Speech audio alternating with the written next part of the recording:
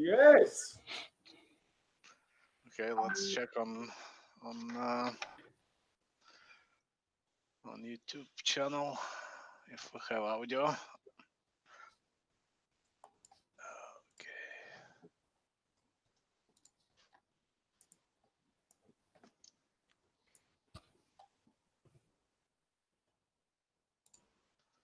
Okay. Check 1, 2, 3.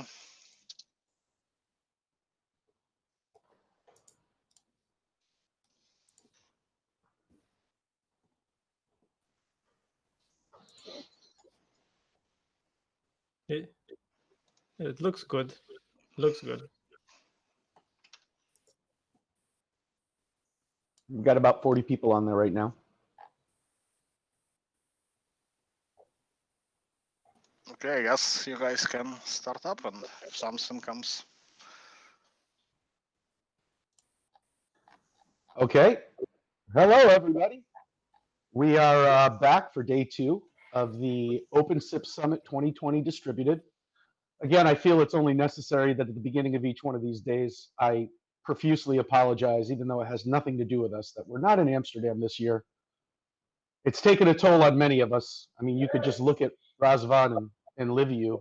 They just have sadness. But that's okay. We're relieving that with another 3 presentations today. Yesterday was amazing. All the presenters did amazing jobs. Everybody had a great time. We actually had, I think it was an act of God during the raffle. Conversation between the guys over at Analyze Data and the OpenSIPS team brought to the surface a need for some integration. And one of their members, or actually one of their team members, won the 1-hour design clinic with the OpenSIPS team. So I think that was an act of God telling us we're going to see more from that. So today's presentations are going to be exciting as well. I wanted to see here if Bogdan wanted to say something at the beginning of day 2, how excited he is. You can tell on his face. All right, I guess that's all we're getting is a dance. No, that was just the intro. Yeah. Well, yeah. Let's. We have already the day 1, which, as you said, was a good start. So now we have to continue the day 2 and face the challenge from yesterday. So yeah, I mean, the next 3 speaker will have to do it, right? I don't think they have much of a choice. Yep. We will deliver. We have a vehicle with a satellite connection parked outside of their current locations, so we're fully redundant. So today we're going to start with some keynotes from on open source telecom status, trends, and the road ahead. That's going to be with our esteemed guest, Mr. Alan Quayle. Are you here, Alan? Yes, I am. Thank you so much. Amazing. Okay, so without further ado, let's let Alan take us away and the start of day 2. Excellent. Great. Well, first of all, thank you so much to Bogdan, to the OpenSIPS team, and of course the ecosystem for inviting me in to present. So just let me swap over, hopefully without too many glitches, to the presentation, and I'm just going to run through with that. So hopefully everybody can see the presentation. Yell out if you can't. Okay, I'm going to assume everybody can see it. So, as already introduced, I'm going to be presenting on the status of open source telecom software, looking at some of the trends and the road ahead. Now, what I'm going to be talking about, it's really a couple of things. I'm going to be reviewing 2 surveys that I did, one in 2019 and then a second this year. And so these results that I'm presenting here are hot off the press. Now, if you took part in the survey, I shared with you the results. You've already seen the results from the 2020 if you took part. I will be sharing them later, but I wanted to make sure that we had something new, interesting, and exciting for this presentation with the OpenSIPS team. And arising from those two surveys, I'm going to do some general discussion and pointers around strategy with respect to open source telecom software. So, as I'm sure some people are going, who's this Quayle guy? Was he related to an old vice president of the US? The answer is no, I'm not. But hopefully in this slide, I can give you a little bit of information about where I come from. So I started my career at BT many, many decades ago. Back in the days when telcos used to do cool stuff in telecommunications, working on broadband access, real-time communication. VoIP's been around for a hell of a long time. Also in video coding and transmission. I then moved from BT to Lucent to help with both fixed and mobile broadband. I then was very fortunate, and this was sort of a transformational piece of my career, to be the managing partner for the telco practice at Cambridge Technology Partners. They were a fixed time, fixed price Unix workshop. And that really, for me, showed that the answer is software. The whole industry, we were coming in and we were delivering projects that were using off-the-shelf software as the complete solution. No custom hardware, no bespoke software development. We were just configuring software that was being used in the enterprise and delivering at scale. And that was quite a long time ago. I then founded the company Teltia that was in the telecom API space. We were ridiculously early to market. That ended up being sold through to Cisco, and that was back in 2003. So since then, I've been working independently, helping big companies and small companies all around new business, new services. Also do a couple of things as side hustles. One is TADHack Global coming up on the 10th and the 11th. That's the largest telecom-focused hackathon since 2014. And the other is TADSummit. And that focuses around programmable communications. And we try to be sort of a fair, independent event, really focused on all the companies out there that aren't wrapped up in all the Bay Area bullshit. So if you hear me go BABS, that's what I'm referring to. So just to summarize, I'm an independent chartered engineer who, well, at the moment, virtually wanders the world, helping people around new business, new services, and pointing out all the bullshit that sits out there. So that's the background. Let's get into what we're going to be talking about. Now, this slide, I know this is, for a lot of the people on the call, it's like, yeah, I knew this. But for most of the people that I talk to in the communications industry, in the telecoms industry, they are not aware of the vast scale of open source communication projects that are out there. Some are aware of FreeSwitch, Asterisk, and then when I show all the other projects, the vast ecosystem that is in place, it shocks them.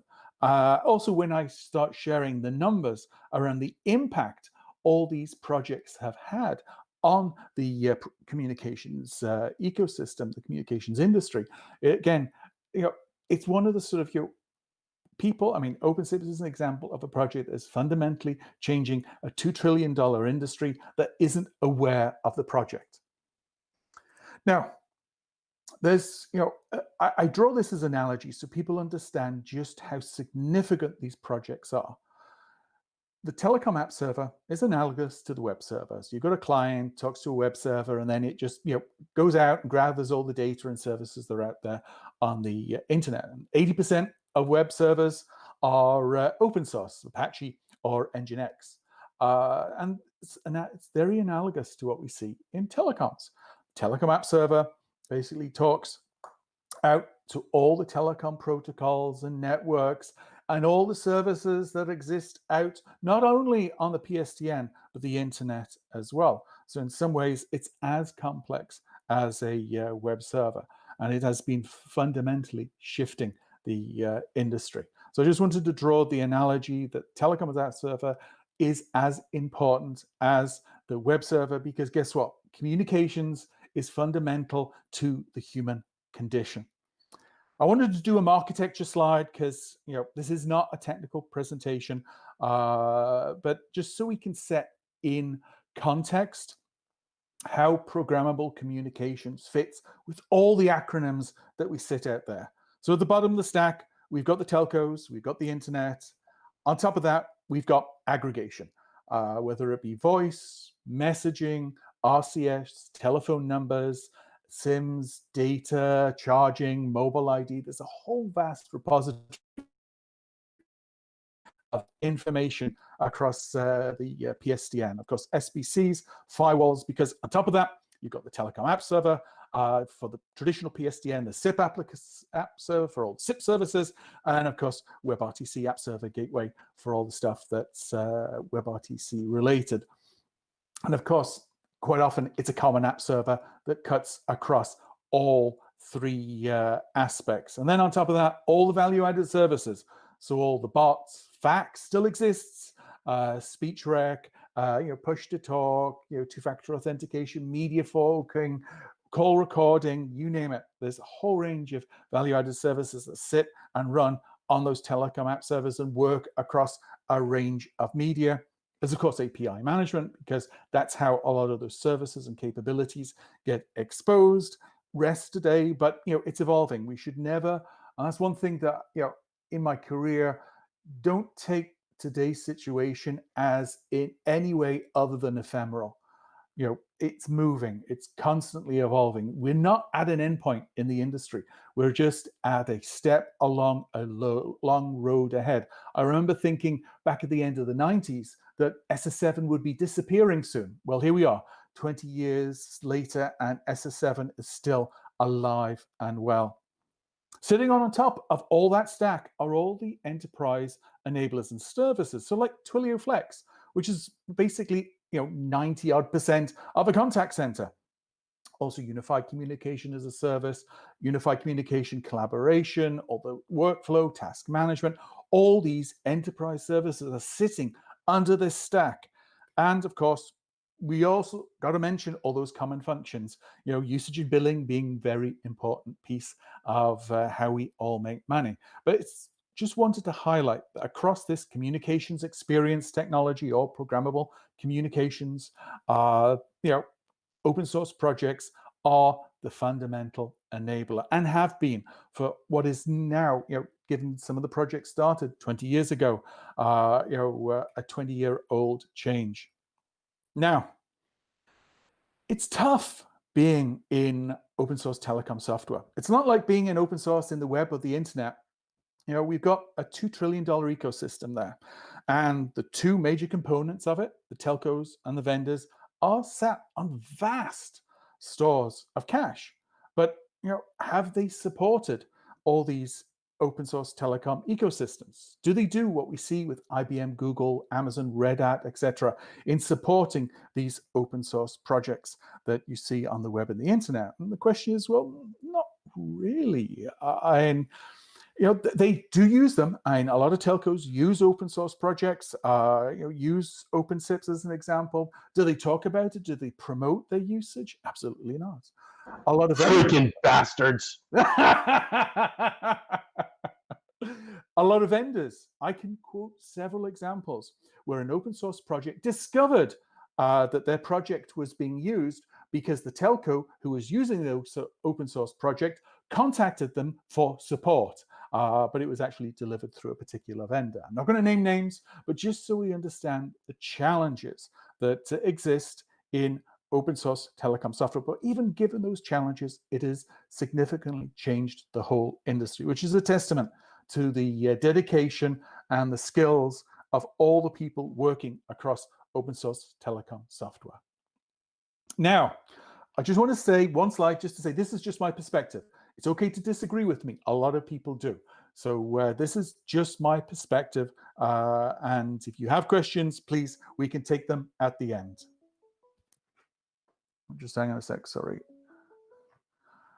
I had my phone on silent, but it's coming through on Google. So it was hassling me on the laptop as well. So I've got 2 surveys I'm going to be reviewing. I'm going to do a little bit of recapitulation on what I did last year. Again, there's a link. You can get all the details from the survey. It's all published. I'm going to give you some hot off the press results for what we did in 2020. 2021 was really filling in some gaps. It's one of those that, we did the survey in 2019 and then realized, damn, forgot to ask this. Damn, this wasn't clear. Damn, it's you do it and then you realize all your mistakes. So we sort of did 2020 as a correction. Plus, we missed quite a few important projects. Draccio, RTP engine. So we sort of 2020 is a bit of a plus really trying to understand some questions that arose out of 2019. So we had 95 responses. This just shows how many responses included feedback on all the different projects. So as you can see, Asterisk, as you would imagine, it's the longest running and had the most, but you can see 51 responses on OpenSIPS. It's a testament to its popularity. I'm just going to show some OpenSIPS results, just so you understand the content of the survey. So this was asking, what are the applications where you use OpenSIPS? Gives you a range of different applications there. Also, what's the scale? As you would imagine, one of the things that OpenSIPS does very well is enabling stuff to run at scale. So you can see the scale of deployments there. We also, it's an independent survey, so we asked about the strengths and the weaknesses of the projects. And you get to see that across all the different projects. It's all published. Just go to that link. And you can see the strengths there, as well as some of the weaknesses, which is great in just providing that frank feedback to help understand how to improve and build on the project. And don't worry, documentation is common to every project. Also, we asked questions around the future. How do people view the future? And again, I give the number of people that provided feedback, so you get a feel for not only how popular was the question, but how many responses were, so how significant to take the feedback. So of course, remain dominant or will become the dominant VoIP infrastructure project. And of course, part of what we do with this survey is we allow people to just put, in any of the questions, they can just put down stuff that they think is important around particular topics. And this, in the blue box, I think is an interesting point that was made in terms of OpenSIPS is an ideal tool for VoIP infrastructure backbones. While we see with UCaaS, there was going to be increased competition in some of those projects from a lot of the as a service providers, OpenSIPS, because of its focus around infrastructure, whether it be SBCs, trunking, carriers, is going to be around for a significant period of time. So again, it's nice that we can get these pieces of feedback to help compare and contrast how people view the different projects. Then I'm going to quickly run through these. This is just so you compare the different projects that are out there in terms of accessibility of the developer community, how easy it is to engage with the community, how do you find ease? Oh, well, actually, let me just point on this previous slide. This is just to say that across Camelio and OpenSIPS, there's lots of love. So I think those are 2 examples of 2 very well-run open source projects. We also asked around how easy is it to find consultants. Now, in this year, 2020, we went into more detail around geography to understand, given the different geographies of the people involved, how do they find it easy or difficult to find consultants? So we're going to come into those results in a little bit. So out of all this, some of the takeaways from 2019 were Ansible's the answer to configuration management. Most projects are using it. A question, of course, raised was, should we, publish some of the popular scripts? I used to do software development. I don't anymore. When I try to play around, all I can describe it as hideously frustrating, as it just reminds me how inept I've become. Scripts remove some of my frustration.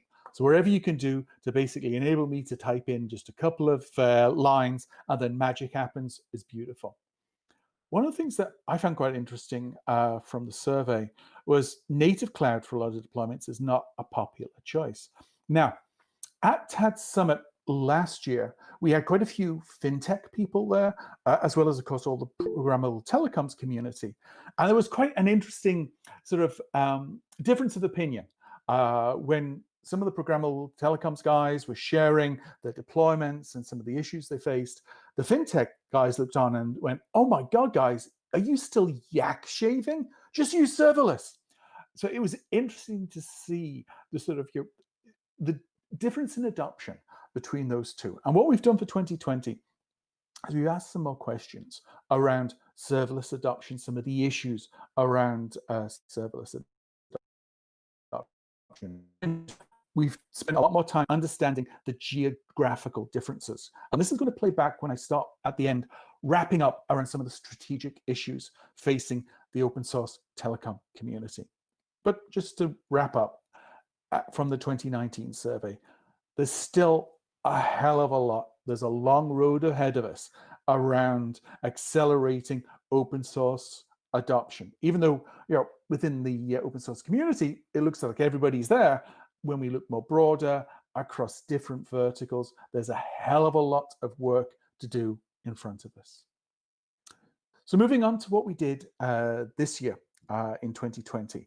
So one of the questions we asked is, where's the core of your team based?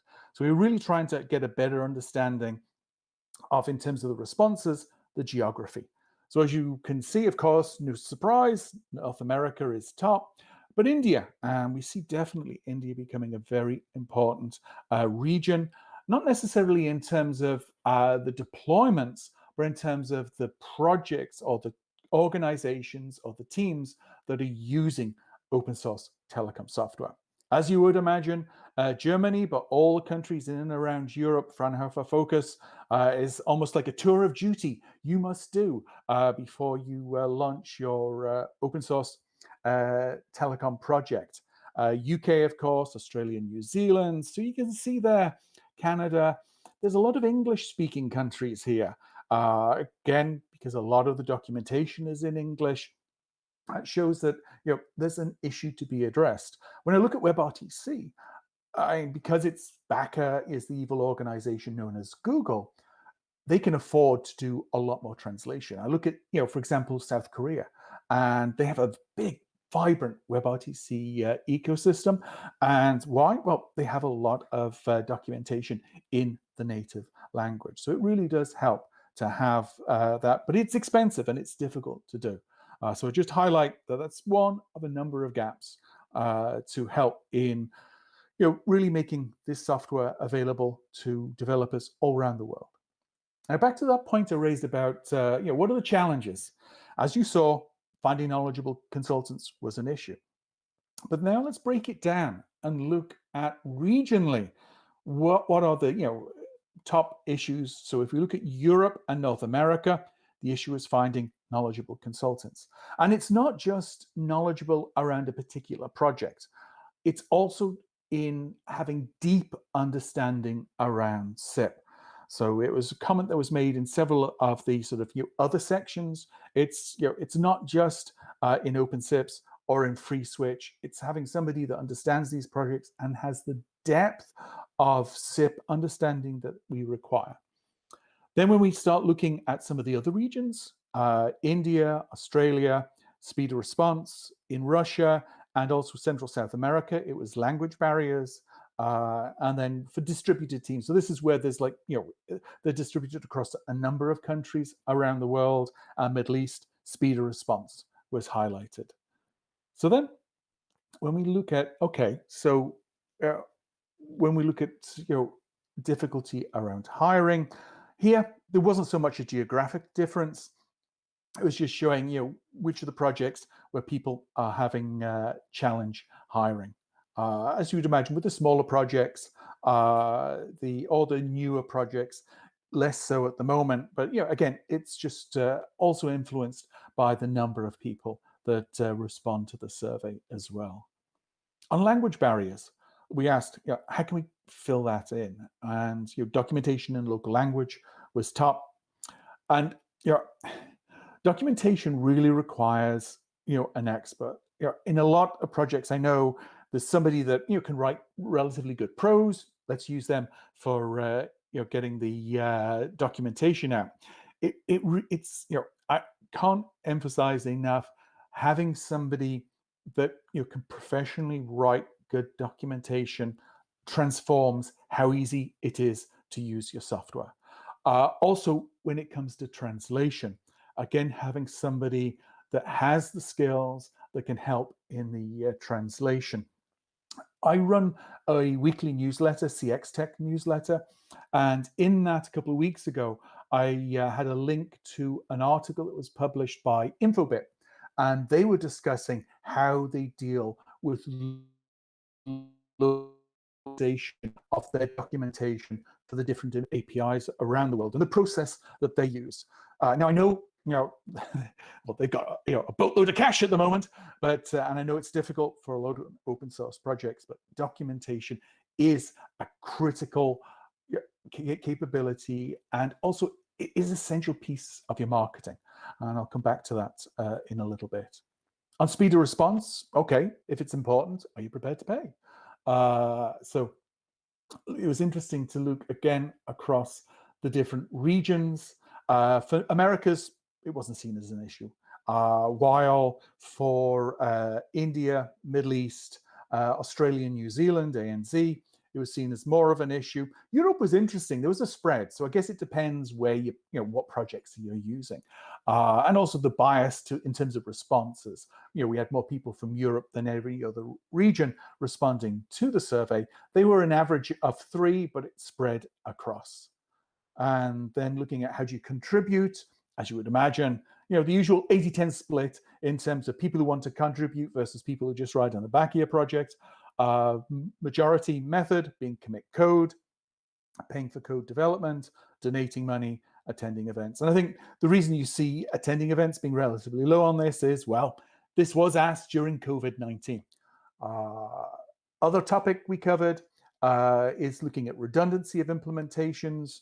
And we just had a long list last year. What we were able to do this year is to prioritize it. Because of time, I'll just skip over this rather than going into highlighting any issues. But hey, as you can see, OpenSIPS proxy came out top in terms of support for redundancy. On serverless, this was interesting. Again, there's a lot of questions that were asked. I'm just giving you a highlight. No plans was the top response. Evaluating next, then we had 9 responses in already implementing, then plans, there was only 7. And there was a couple of don't cares. We're seeing a very cautious approach to serverless across the open source community. And we're going to be discussing that in more detail at TADSummit in November. We're bringing together some interesting characters to have a discussion around that. We then asked, what topics should we address in 2021 if we did this survey? First was security. It's a gap. We've not discussed it at all in the previous 2 surveys. And in fact, at TADSummit, we have Ole presenting on security as always being basically the sort of thing you do after any project. Repeat the broader survey, more detailed questions on the platforms, more telco stuff, looking at the role of open source software in IMS, 5G standalone, ask about API-related features being used inside of Asterisk and what people are experiencing. So again, rather than the sort of high-level questions that we asked back in 2019, getting into some more specific questions associated with each of the projects. Asked to track serverless adoption over time. Also, can we get more web developer perspective? That was seen as a weakness in the surveys, as it's just really mostly getting feedback from open source project experts, trying to see across web developers how they view the projects and making it annual and tracking over time with some of the feedback. Also, if you have any questions, if you see any gaps, please just let me know. I'm easy to get on contact with, and we can add those in for 2021. So those were the surveys. I apologize, I'm running a little bit over, but strategy won't take too long. Let's get on to that. Now, I'm not saying this is anything to do with OpenSIPS. It's just, I see some open source projects are a little, shall we say, exclusive in their behavior. It's important to realize that you're not cults. Being open is critical. The leader or the leading organization is not always right. Critical thinking is important. That's how you get better. And I've seen certain ostracizing behavior once you're no longer part of that club. So I'd say there is a tendency to behave like a clique. It's important not to be as open and as inclusive as possible. As I said, this doesn't apply to OpenSIP, but I just wanted to state. But when we look at open source projects, they are both a product, that's the code, and you need to treat it like a product. And there are a whole range of across me from the survey, and we asked this is, what are the services you provide around the open source project? And this is just a tip of a massive iceberg.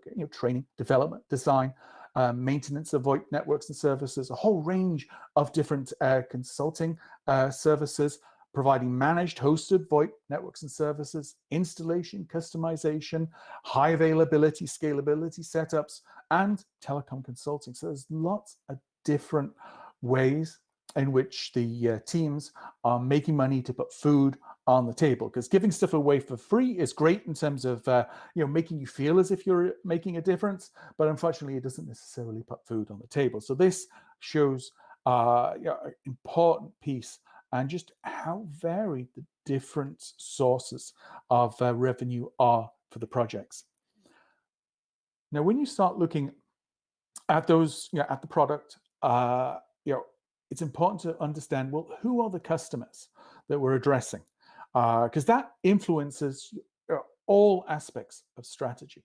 Now, of course, we've talked about the traditional telcos and the vendors and the challenge that they're sat on basically big piles of cash, and they've not really been that supportive of the open source telecom community. Now, I'm saying don't work with them. If you can, that's great. They have deep pockets, but do it opportunistically, because if you make this a core piece of your business, and they can basically, I refer to it as being meetinged to death. They can keep you basically sort of on the possibility of your project closing for a year, 18 months, and that can bust small companies. So it's opportunistic if you know you can close it soon. We then have the Bay Area bullshit providers. So they're all the ass organizations. It's a mature segment. They have deep expertise, and they tend to fork a project once their objectives are achieved, simply to de-risk, so that they can go on and maintain and run with that code base and develop it as required. And to be honest, most of the accounts are settled there. Now, of course, if you've got like a Ring Central knocking on your door and saying, you know what, we'd like to discuss with you, using you for a SIP routing, of course you say yes, because the size of the projects are so damned big. But doing things more systematically, there are a whole range of regional UC contact center providers. GoContact is an example. They're maturing and they're looking for solutions to help them in competing against the Bay Area providers. So there's a segment that it's easier to work with, long-term relationships. Now, of course, I get asked a lot of questions around enterprise. My response is always, it's expensive to reach. Now, Matrix, they closed a great deal with the French government, and then not long after that with a big piece of the German government. So if you can get them, again, yes, opportunistically, but it's expensive. And there's a lot of competition from the providers that are just providing solutions, not technology. Then next generation telcos, MVNOs, alternate access providers. So Simwood being an example. They're expanding into more and more telecom services. And guess what? They're expanding their business because they treat their customers like customers rather than items on a balance sheet. Now, initially, they can support the projects, but then as they scale, they don't have the time or energy to be doing a lot of stuff that you can then provide as services to them. So again, it's an investment that enables you for future revenues to grow. And then this segment, and this is a tough one, I agree, but I see it as a growing area. There are a whole range of targeting enterprises all around the world, integrators, value-added resellers, managed service providers. ScanSource is an example. They tend to be more web-centric. but they're struggling. And some of the integrators have resold, for example, Broadsoft in the past, but now that's part of Cisco. The pricing sucks. And also there's a lot of competition from the as-a-service providers. So they need an alternative, and open source provides that answer. I mean, part of the struggle they have is being able to get access to it in a web-centric, web-friendly way. So here are some of the segments to help you in terms of focusing, where to grow your business. And the key piece when you're looking at that product and service is the marketing. Now, I would say most open source projects have done an excellent job in marketing to other open source telecom engineers. And of course, you start where there's people that you know and you've got relationships with. So that's been done very well. Grow this business, there needs to be more diversity. And the big area I see in helping address that isn't necessarily doing sort of generic marketing to enterprises or integrators. It's actually around documentation, examples, training, code samples, all done in a web-centric way. Two prime examples: Twilio, Google. My son, he spent this summer learning and playing with Scratch through Google's Computer Science First. Google is training the next generation of software engineers. So, and they, people just are, developers' expectations are set by what they experience with Google, with Amazon, and Twilio. One of the keys to its success is just delivering it with web-centric way with all the above. I see that as a gap, and the quickest, well, not quickest, but it's I think a step that can help a lot of open source projects achieve a far broader, addressable market through making their documentation more accessible with lots of examples, training, code samples. So just to wrap up, it's a global community of communities. It's vast. People don't realize how vast open source telecom or communication software community are. And it's almost everywhere. 80% of CX tech companies rely on open source telecom software. At Astrocon, I was talking about that last year. It's a $2 trillion market that's being democratized thanks to open source. All those as-a-service providers I mentioned, it's open source telecom software that's helped them make their business possible. But it's hard. Legacy ecosystem hasn't been supported, even though it's critical to their future success. They're trapped in legacy, unfortunately. As I discussed, OpenSIPS is well positioned in this evolving market, being on the infrastructure side, looking out, and being able to help a whole range of projects. Key is the need to globalize. You saw the importance of India in the survey, but there's the rest of Asia, there's the Middle East, Russia, Central and Latin America. And to address them, it's adopting web best practices around the documentation. You need an expert. May only be contract, and I know it's expensive and it's difficult for a lot of open source projects, but making that investment, pays dividends. Also having examples, code samples, cut and paste programming is the greatest type of programming and training. One of the reasons why Asterisk has been so successful is because of all the training it provides to so many integrators, VARs, and MSPs around the world. And because India is so important, I have to use a cricket analogy. So the way to look at it is we've just completed the first innings of telecom open source software. That's the first 20 years. There's still at least 3 more innings to go. That's 60 years. So looking at the work that we're doing here, we're still going to be discussing OpenSIPS in 20, 40, and perhaps even 60 years' time, when most of the people here, well, people in my age group anyway, will be long dead and buried. But that's my piece. Thanks for listening. I just want to mention again, TADHack Global is on the 10th and 11th of October. It's the largest communications-focused hackathon in the world since 2014. Please get involved. Mass up your project or any services with the global sponsors. We have web developers from all around the world hacking on, on the sponsors. So it's a great way to get your projects out there to make people aware of all the cool stuff that's possible with your work. So again, thanks so much for listening. Any questions? Thank you, Alan. That was awesome. You're welcome. Wow, man, you covered quite a bit in just a little bit of time. I'm very impressed. Thank you. And it's really great to get something sobering like this, to have it, somebody that's taking the time to research it. And most of us on this side, I think, developers, integrators, whichever category you fall into, we don't get a chance to really step outside and see this. I think that was extremely informative for everybody. Thank you. Let's take some questions. Do we have any moderators ready with some questions? Well, I would have some if there's, but I will let's say, yeah, let's take first from the audience if we have any. I see there is one from Artem. Yep.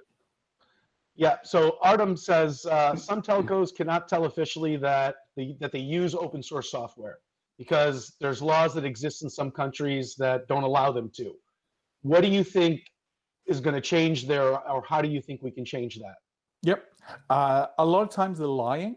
It'll be because of our regulator. They blame other stuff for not trying. Got to bear in mind that most people who work in telcos aren't focused in doing their job. They're focused in surviving long enough to retire. So as a result, don't rock the boat.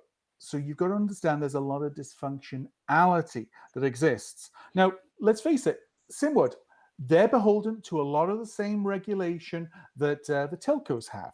Also bear in mind there are a lot of different types of telcos out there, and Simwood is an active member of many projects and talks about it and contributes and has those members presenting at its customer events. So when it's doing SimCon, it's a customer event, it's got lots of customers there, and it's promoting the projects that it's using and talking about how it uses them. So I'd say I understand the question. I think that there is a certain amount of cultural issues, and they talk quite happily about Ericsson closing a $5 billion 10-year deal, or Samsung. We recently saw a $4 billion deal with Verizon. So it's like, well, help me understand. With this big brand, they've just announced ridiculous numbers that may or may not actually, over the period of that deal, close, and they just can't talk about, or acknowledge even that they're using OpenSIPs. So I'd say that there's a culture issue. The regulator, to be honest with you, couldn't care about whether using open source software or not. A lot of telcos like Verizon have a policy that if you want to buy software, you have to fill in a form. It's a lot of telco about why you're not using open source software. So again, there's an example where with the telco, I think their policy is pro open source, but these small projects need, so desperately to just for telcos to share how those projects are being used, because they're herds. They want to take the safe choice. Nobody gets fired for buying IBM. Well, today you might be, but if you've got some of the big guys that are using OpenSIPs, that just encourages so many of the tier 2, tier 3 telcos that are out there to say, hey, if it's good enough for Vodafone, if it's good enough for AT&T, it's good enough for me. So again, I'd say it's a cultural issue. We as an industry need to raise that and keep banging the drum on the lack of support from both the telcos and the vendors in supporting open source, which is responsible for the bulk of the innovation that's happened over the last decade in communications in telecoms. I think we got one more question. Thank you very much. That was an awesome response. And I do think, like you said, it has a lot to do with the culture. Greed being one of them. Yeah. Big sacks of cash. Yeah. Look at the $150 a month that goes from my account to T-Mobile. And there's very few companies that I pay monthly that size of bill for services to. And I'm like, somebody sat on a ton of cash here. For sure. For sure. Especially as small guys, we know what it actually takes to run a customer. You got it. So the percentages, or rather the scale of revenue or profit that we see here on their level It's unimaginable. Somebody exactly. like, get the helicopter set. Let's drop some money. So John Farmer, he had a question. He said, can the spread of OSS help the quality for small carriers? It's been his experience that small providers have much worse quality, mostly on the media side. Yeah, and that's a very good question. Well, first of all, yes, it can. Absolutely. The challenge has been with some of the small telcos, the small providers, is their exec team tend to come from the telecoms industry, and they expect an Ericsson or a Nokia, or now they're working in a smaller provider that isn't in North America. Maybe we'll take Huawei, and Huawei reuses some software project. So it's a structural issue in trying to buy from telecoms, the large traditional legacy telecoms providers. Is how you ensure you stay in the job. That's the reality of it. Okay, and that's why I highlight SIMWord and all the other alternate access providers, that because they don't have those budgets, because they don't have that legacy thinking, quite often they come from other industries. They've been an ISP, or they've been like an enterprise VAR, based out of Indonesia, that then realize that they can provide a whole range of services thanks to the wholesale capability of their telco, and wrap it with a great set of services. So they've taken a different approach, a more enterprise-centric approach. So again, it's a very slow change. But again, as I said, this is a long-run game. We're only 20 years in to open source telecom software. We've still got at least another 60 years to go. All the people here will mostly be dead and buried, and they'll still be talking about it and its adoption across telcos around the world. So I agree, it can impact. It's a cultural change, and that takes years, decade plus. I got a question. Thank you. Hey, Alan, thank you very much. Very interesting presentation. Thank you, And yeah, I think you're doing a very good job with that survey. It's definitely very detailed and very well thought out. I just got a remark on one of your slides where you said you're going to include some questions about specifics of particular projects, like asterisk and stuff. I think in that regard, you probably, if you can find some way to delegate that to projects themselves to help you to define. Yes. So you should probably be talking to OpenSIPS guys and asterisk guys and whoever else to get what is the questions they would like to. Exactly. And I will be providing, I think for next year, we'll have to, ask some questions in terms of, what are some of the topics you want asked in the survey? Because what I did this year is I drafted the survey based on what we said at the end of last year. And of course, you know how it is, you send it all out for feedback, and, nobody responded. Until, basically I sort of poked people, and it is hard. I mean, every open source project is different because it's all about the people. There's, the cultures across the different projects are very diverse. It's like everybody, we're all different, and all the projects are different. Some go, what are you asking me marketing shit for? Our project's great, our documentation's great, we're all great, just leave us alone.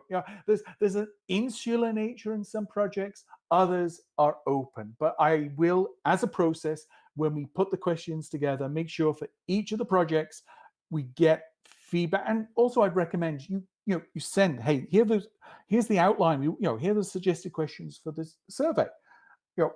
Go to your community and ask what matters to you, so that we can get your ecosystem helping and steering the questionnaire so it delivers the most value. Because the reason I'm doing this is I just saw a gap. I just want to get, to share the understanding, to help persuade all the people outside of the open source community to understand how vast and successful it is, and to help the community in addressing the gaps to close with particular segments of the market that maybe are underserved today. So great advice, and definitely Excellent. I'll be taking Thank you that very on. much. Yeah, we're looking forward Thank to you. work with you. Bogdan and Shlomi, I think both of you had some questions. Yeah, actually, I have two of them. Try to, let's say, one it's more like a philosophical one, and the other one it's more like realistic or Give it to us, day by Socrates. day question. Yeah. Let's start with the philosophical one. I feel inspired.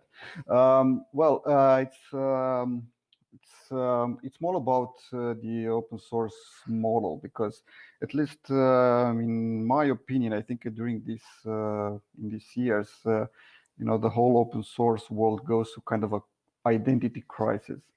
In terms of, if you think where the open source started from, it's just at the end of the day a license governing how the code is distributed. That was maybe like, I don't know, 20, 30, whatever years ago. And right now we are talking completely different about different things. I mean, it's not code only. We have huge projects involving so many people. As Alan said, trying to produce documentation, trying to help, to make the whole code usable, offering,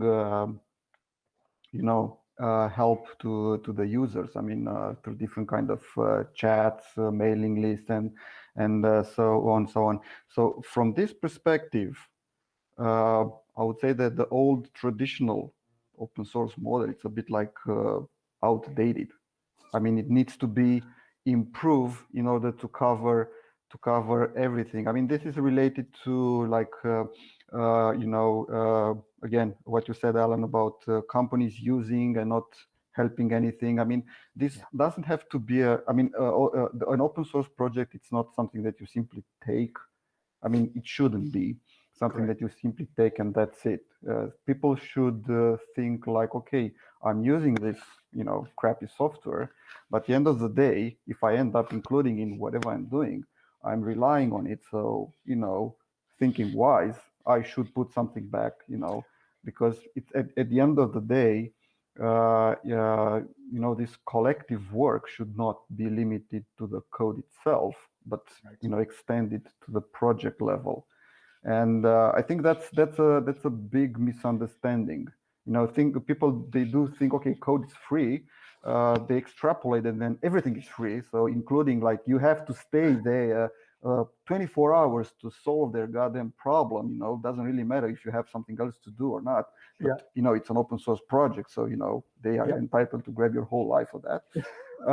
In the same time, nobody has no kind of an obligation, not even, I'm not saying like a written license, but even moral obligation to say, yeah, you know what, we should do also something to contribute, because at the end of the day, we are all in the same boat, right? Correct. It's not like just a producer and a consumer. We are just working together. So exactly, there's that whole ecosystem, and the power of an open source ecosystem is it has on-ramps for everybody. So I could be, a geek working in an enterprise CIO, and we're basically sort of we're looking at different options for a innovative contact center that has special requirements given the customers that we serve. And I'm looking at, TalkDesk doesn't do it, Avaya is ridiculously expensive, Cisco, forget it. And we're looking at, well, how much would it cost to, for us to make this project happen? So, that's an on-ramp. You've got large, sort of vendors that are using this because they've got a skills gap. They've got a technology gap. Yet this fits in. And I agree. I see the big gap. It's a moral gap. And people go, it's anonymous. It's like, yeah, it's software, download, woohoo, bye-bye, thank you, And to be honest, some of the big guys have done that. They forked the code and now they're independent. And that's why your community events are so important, because part of it is people knowing people. And let's face it, from the 2020 survey, there's a vast array of services that are provided by the organizations around the code. So I think, I agree there needs to be an evolution of the model. I think, part of it is because when people know people, there will still people who will cheat you, even though they know you. But when there's a human connection, there, people understand. I need to put bread on the table. Come on, I'm helping you. You help me. So I think there's more of a quid pro quo when there's more people relationships. And I think as an overall community of communities, building those relationships and also being far more explicit around the moral contract. Because I think what you're highlighting is how can, we're providing this, open source software, it's free license, use it any way you want, and people can take advantage. I think part of it is, and people will. There's no way around. You saw in that survey, that 85-15% people have no interest in committing back to the project, but 85% want to commit back. And it's that classic Pareto analysis. It's just not enforcing, but making clear the social contract that you're expecting, so that it avoids any animosity. Because I do see in some projects there's a certain animosity to particular organizations or people because they feel they've been taken advantage of. And just having that, clear, open, and communicated, I think can resolve a lot of this. So as an overall ecosystem, you're getting a bigger bite of the cake, because people just feel morally obligated. Some won't, but the vast majority will. So as an overall ecosystem, it grows. So I understand the philosophical issue. I think part of it is around communication and just being very clear around the expectations from being part of the community. That's true. Thank you, Alan. And, I think another problem might be just generational. Like those big telecoms are usually run by business people who never heard of open source software, probably. Correct. And I really don't think they teach this in business schools even these days. So a lot of future leaders might have the same problem because they don't understand the nature of this contract. So it's really hard to But again, that comes back to education. Oh, sorry, go for it. Right. You are saying that's why it's important to make a statement, is say exactly what you require for example, even business people. Yes. To exactly. Because often at a technical level, it's done, but it's translating it into people who sign the POs. So that's part of the challenge, is just, and again, part of it is just having written down, making it clear and saying it again and again and again. Doesn't matter that you are bored by having to say it. I can guarantee there are a lot of people out there who haven't heard what you're saying. So again, part of marketing is just repeating the same message again and again and again in slightly different forms. Yeah. And the second question is not like a question. It's more like a, let's say, a hint for the next survey. Yeah, please. Yeah, it should be interesting to see. Okay, each, as I used to say, each project has its dark side, or a dark counterpart.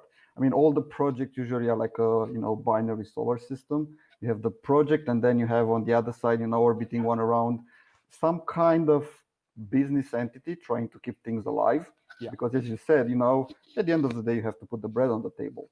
Yeah. Now the question, because last year we saw quite a shifting in these relations. I mean, there was the whole story with the asterisk and Digium, then about the free switch and signal wire and so on and so on. So that will be an interesting question, let's say, to see, to find out what are the most let's say popular, if I can call it like this, models, like relation between the two. Because you see, in the old times, basically Digium was completely in control of asterisk, so they were like the big guys in the back controlling. With last year with the free switch was more or less a bit different. I mean, there was the project, and then in the shadow of the project, boom, you had the signal wire rising. So again, that will be something interesting and that to reflects have there. to an extent in the 2019 survey. We look at your developer engagement and how people feel about the project when you compare Kamailio and OpenSIPS to Asterisk and FreeSwitch. You can see there's a very marked difference around developer perception. I've tried to tread a little lightly here because I don't want to, piss people off, because I know it gets very sensitive, but lightly. Yeah, I tread lightly. It's worse than the ladies. Oh yes, absolutely. There's just way too much emotion, But I understand what you're saying. I think I just try to be independent. I try to ask questions that could reflect that without getting into needling or specific points that people could get sensitive about. So I understand what you're asking. All I can say is I will put whatever we do, we'll put out for review before we release it as a survey, so that people have a chance to give feedback. Yeah. Okay. Thanks, Alan. Great. You're welcome. Great Thank you so much. Great presentation. Shlomi, we have one more question. Shlomi Gutman has been waiting patiently. Okay. Usually I'm not a patient guy, but just a quick question about, as you say, I think one of the biggest gap is about the security perspective that companies getting into open source. And the question is, for me, is what do you think we as a community should do better about getting a better perspective about open source security? Like, should we do a better shaming for our bugs? Or because also a lot of people like not aware of upgrades and the needs of getting upgrades, and there is a lot of gap between how secure are open source in the newer version of how unsecure are the old. And I think there is a big awareness problem for both sides. And what do you think as a community we should do about it? Yeah, and that's an excellent question. Security has to be at the start. And we actually have a presentation from Ole Johansson around security, some of the issues that he cares about.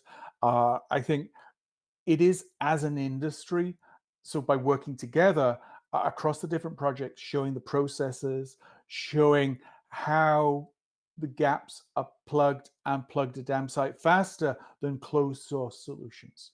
Because again, there's a lot of perception issues around, open source because it's open. There's more, there's more risk. But actually, guess what? Because it's open, as soon as a gap's discovered, it gets plugged by the community and is released. When a closed source could be 6 months, 9 months, a year later. So I think there's use cases. I think more explicitly communicating how security is built in from the start. In this release, here are the security issues that we've addressed. So people understand that in your projects, security is a big piece that's designed from the get-go. So again, it comes back to education, but definitely, I think more communication, and definitely with the new releases, highlighting the plug, what gaps have been plugged, both publicly, but also, there's certain gaps that get plugged that are more private, that is within the community or with some members of the ecosystem. So, there's ways of tiering it so that people feel confident that they're actually deploying something that, is far better than they could buy commercially off the shelf. And isn't that really like kind of a two-way street too? Because the more open that you are, the more apparent it is that there are security issues. It kind of like works against you and for you at the same time. Correct. Absolutely. But, it's one of those where, if you've got it, I can bet you there's a whole host of the projects that do. I mean, let's face it, we've seen some, security issues with some of the biggest cloud providers in the telecom space. And they have their own proprietary stack that they've built up. They may have been based on open source initially, but as they've grown and evolved and they've got bucket loads of cash, then they're able to build out their own project. And even there's gaps. So there will always be security issues. We can't get around it. I think the key is it's, again, being open with the use cases and showing how security is designed in from the start with the projects. On each release, it's there, and it's a key theme as part of the communication. Not just all the functionality and all the cool standards and all the lovely geeky turkey stuff, but showing how this core piece is addressed in every release, every increment that comes out in the software. Exactly. Thank you very much. Thank you, Alan. Thanks everybody for the awesome questions. This was actually an awesome presentation with some two-way feedback. Thank you. Okay, so we're going to be moving rather quickly to our next presentation. We actually have one of the OpenSIPS core developers, Mr. Livio Cercu. He is going to be talking to us about SIP push notifications with the RFC 8599 support in OpenSIPS 3.1. This is some really exciting stuff. I hope everyone's really looking forward to it. Thank you, Alex. And you might want to write this down. My name is Kirku, right? It's not Cercu. Thank you. I don't know who told you that, but you were misinformed. Okay. By the sound of it, for quite a while now. So, hi everyone. It's going to be a tough mission for me to follow up after Alan's extremely high-level discussion and food for thought kind of presentation. But I have a couple of tricks up my sleeve that I think will spice up things in the beginning. Basically, no worries. A cold shower, it's all the time more than welcome. Like coming back with the feet on the ground. Like Alex said, I'm going to be talking about this latest RFC and both how it works and yeah, let's get into it. If a couple words about me, I'm an OpenSIPS developer. I've been doing this for a little over 8 years now, and those are a couple of handles that you can use to reach me on Twitter or IRC. And right, the exciting stuff I was going to talk about. A couple of jokes on push notifications.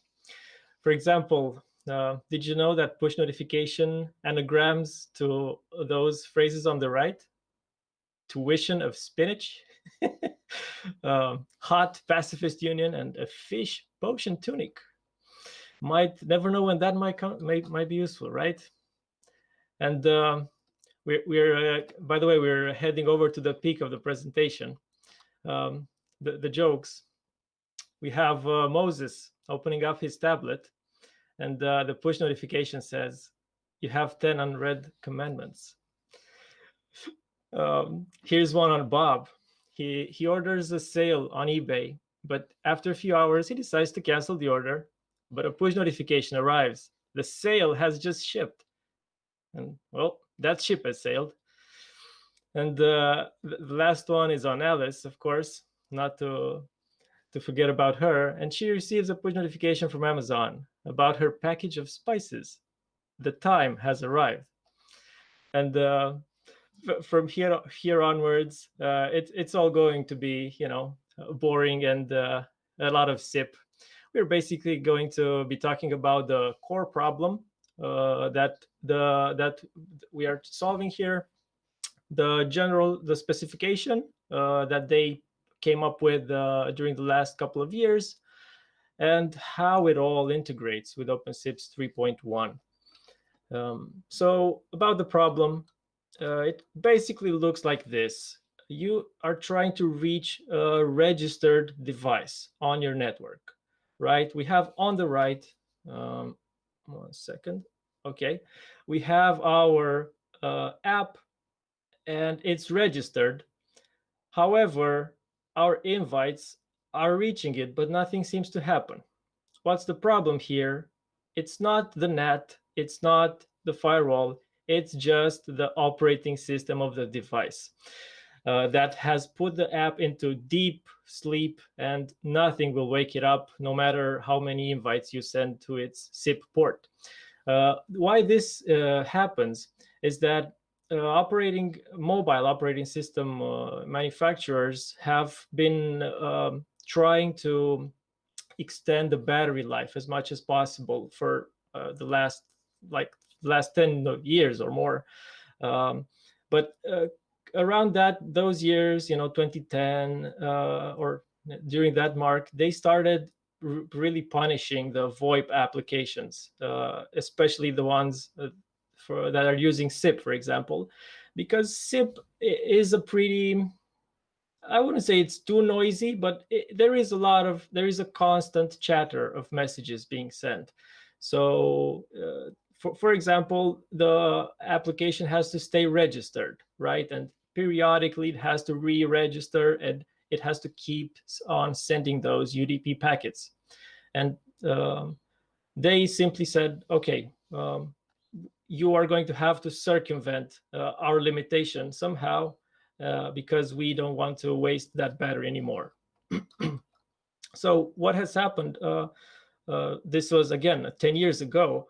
Like I was saying, this RFC doesn't solve anything new. It basically standardizes something that every VoIP provider has been solving in one way or another for 10 years now. And this is kind of the practice that has, the standard practice that has been developed.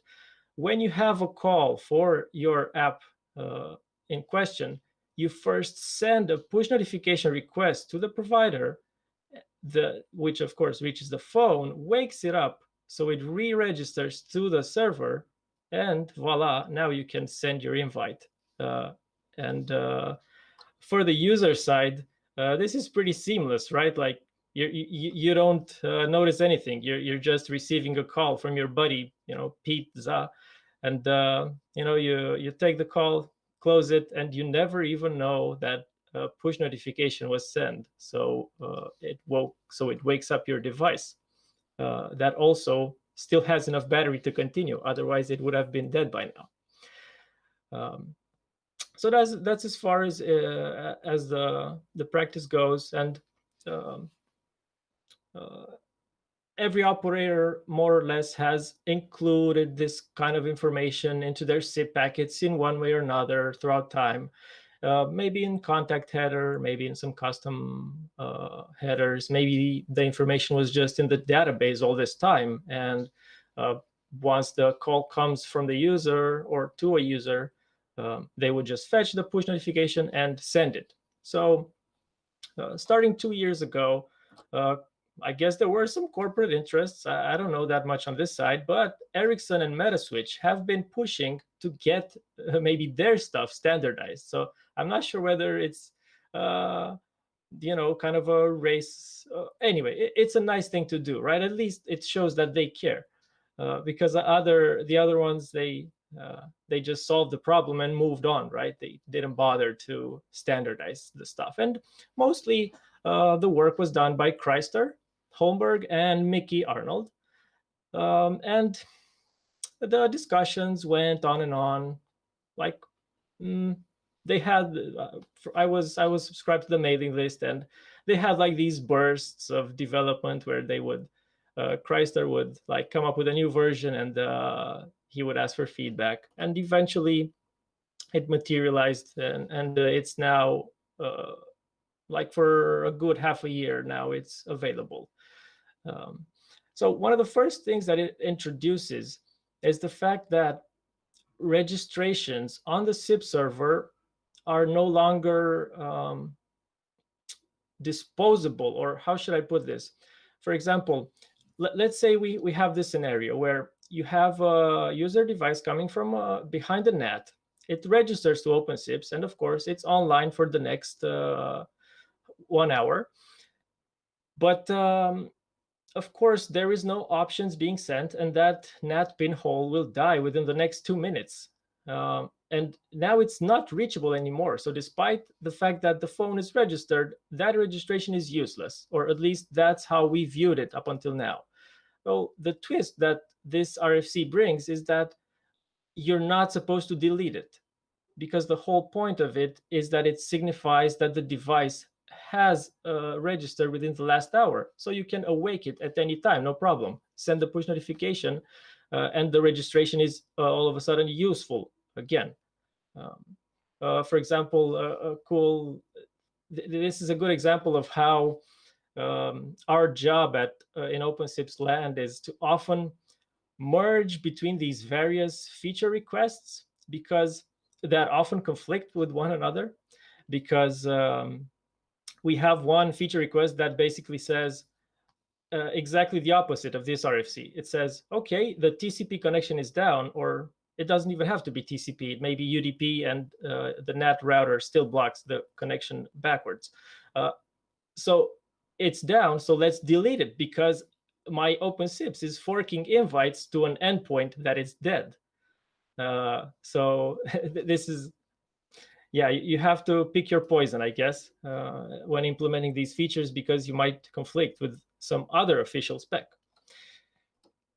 So going down to the nitty-gritty, this is the way, the official way to include the push notification information of a device into a registration packet. For example, let's zoom in on the contact header. And there are these three parameters that have been introduced: the push notification provider, the push notification parameter, and the PRID, which stands for push resource ID, which I guess is a unique way of identifying the device. And it's interesting that it's kind of a protocol within a protocol now. So they're taking this to a new level, because the purpose of the register is to register your device, right? But now they've come up with this. I mean, I'm not saying it's bad or anything, but it's just interesting to note that by omitting the PRID, you can say, I want to dispose of my sorry, I want to dispose of my push notification contact information. So you can both include it, which says, okay, this registration refresh signifies that I am also push notification available. But when you exclude it, it means it means keep my registration online, but also make sure not to contact me via push notification, because I don't want that to happen anymore. So it's quite interesting. And they've also done a similar thing with the provider parameter. And by omitting it, you are signifying that you are just querying for push notification information, not registering anything. And my voice is kind of going down. Yeah. Do you have COVID? Where's the whiskey? Yeah, I have an allergy. Right. Hopefully not the whiskey. Yeah, I'm better now. And there's also an additional parameter here that might be useful. I'll get to it in 1 second.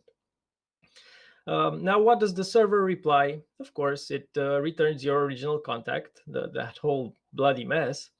But it also has to say, okay, I've got push notification awareness as well. I've got support for the RFC. And here is where I found out that there is an RFC that allows you to do this, of course. It's 6809, released in 2012. And that defines the feature caps header, which does nothing more than it's another directory of possible capabilities that a SIP server may be equipped to handle. And the push notification RFC 8599 simply extends this registry with yet a few more parameters. For example, the first one is the PNS, the push notification service. And in this example, the server has support for the Firebase cloud messaging platform, FCM, And also there's this PNS registration. I'm going to talk about it in 1 second. Here's a listing of all the capabilities which are introduced by the RFC. On the user agent side, we have just the registration one. And on the server side, we have this bunch. We talked about the first ones. I'm still left to describe the registration.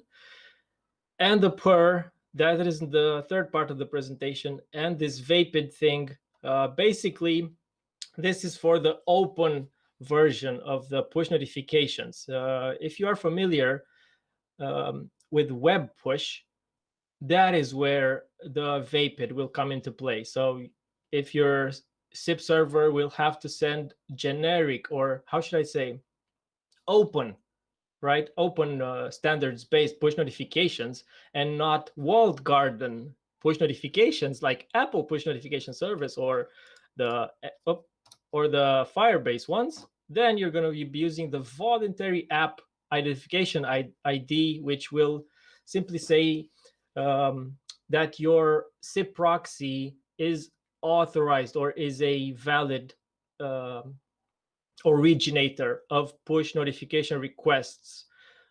Because for the other ones, the Apple and Firebase, the simple fact that you have the token makes you authorized. You don't need a VAP ID anymore. So that's the point of the VAP ID. And that's the last time we're going to be talking about in this presentation. And a registration refresh. What's about this? This is kind of the second important concept of the RFC, is that registrations are not, like I said, they are not being generated constantly by the device because it is asleep. Whereas now the proxy has the responsibility of re-registering each device, if that makes sense. So with regards to that, the recommended duration is 120 seconds before they expire. The proxy will initiate the same thing, send a push notification request, so the push notification gets sent, so the phone re-registers and refreshes its registration. Boom. Some phones may be smarter, and in this, for example, they are capable of re-registering by themselves. They have some sort of timer or wake-up mechanism or whatnot, and that is where the push notification service registration thingy comes in, where the server indicates its recommended time when the device should register. In our case, we went with the 130 seconds. So it goes like this. Let me show you. So for example, if we go back on the 200 OK message to the register, OpenSIPS is indicating to the phone that around the 130-second mark before the expiry happens, they should re-register. And it's going to give the device 10 seconds.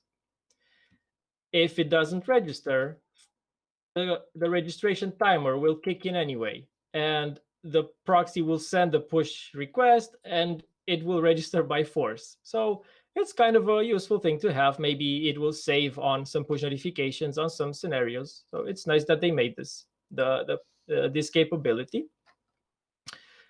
So that's all about this, the refreshing your registrations and keeping your phones online. The next important thing is how do we handle initial requests for dialogue?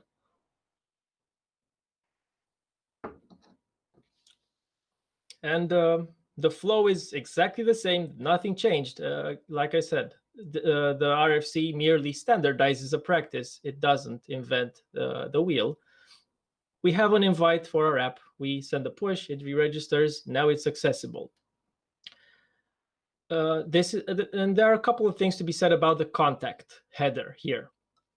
For example, this is if we invite Alice at example, and her contact marked in red because it's corresponding to the register message. So the registers are red and invites are blue. And it's this big thingy if we put things together, the forwarded invite would look like this, right? Not really. They've mentioned this in the spec, and they said the push notification parameters must be trimmed away. It's very important that the push notification proxy takes care of this part. So actually, the whole flow would look like this. The invite, we do our push notification and re-registration, and then we clean up the request URI from any push notification parameters. Okay, I notice Dan has a question. So I was just about to tell you. Yeah, I guess I should take care of it now. Let me know if you spotted any other questions. No, take care of that question. So Dan says, if you're sending the push on an invite, why do you need to register? Why do you need to do register contact refreshing? That is a very good question. And again, it's relating to that concept of, is the device online or does it want to be awoken? Because maybe you closed your app, right? Maybe you closed your Blink. Again, I'm not a VoIP app developer, so maybe I'm talking, I'm not that accurate. But conceptually, if the app is dead, it's not meant to be woken up. Or maybe for some reason it purposefully not register, right? It did not refresh its registration. So the RFC clearly says, the 8599, do not send a push notification if you don't have a registration for the phone. Because if the phone would have wanted that push notification, or if it was push notification available, it would have accepted the registration refresh notification, so it would have been online right now, or at least it would have had a binding that is still due to expire. Let me know if that answered the question.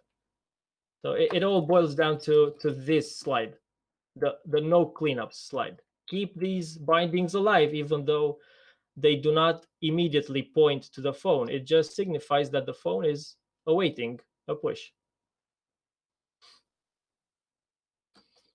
Okay, so I'll move forward and I'll asynchronously pick up your answer. Right, so this brings us to the big dragon of this specification, the purr mechanism, which is a problem that like all of these problems, they did not foresee immediately. And Chrysler realized this at some point during developing the RFC, and he said he noticed this problem. So we get the invite. So we're in the context of mid-dialogue requests. We're already established a dialogue between, or better said, we are establishing in the upper part of the slide, and the problem comes in the second part of the slide with the requests which are originated during a dialogue.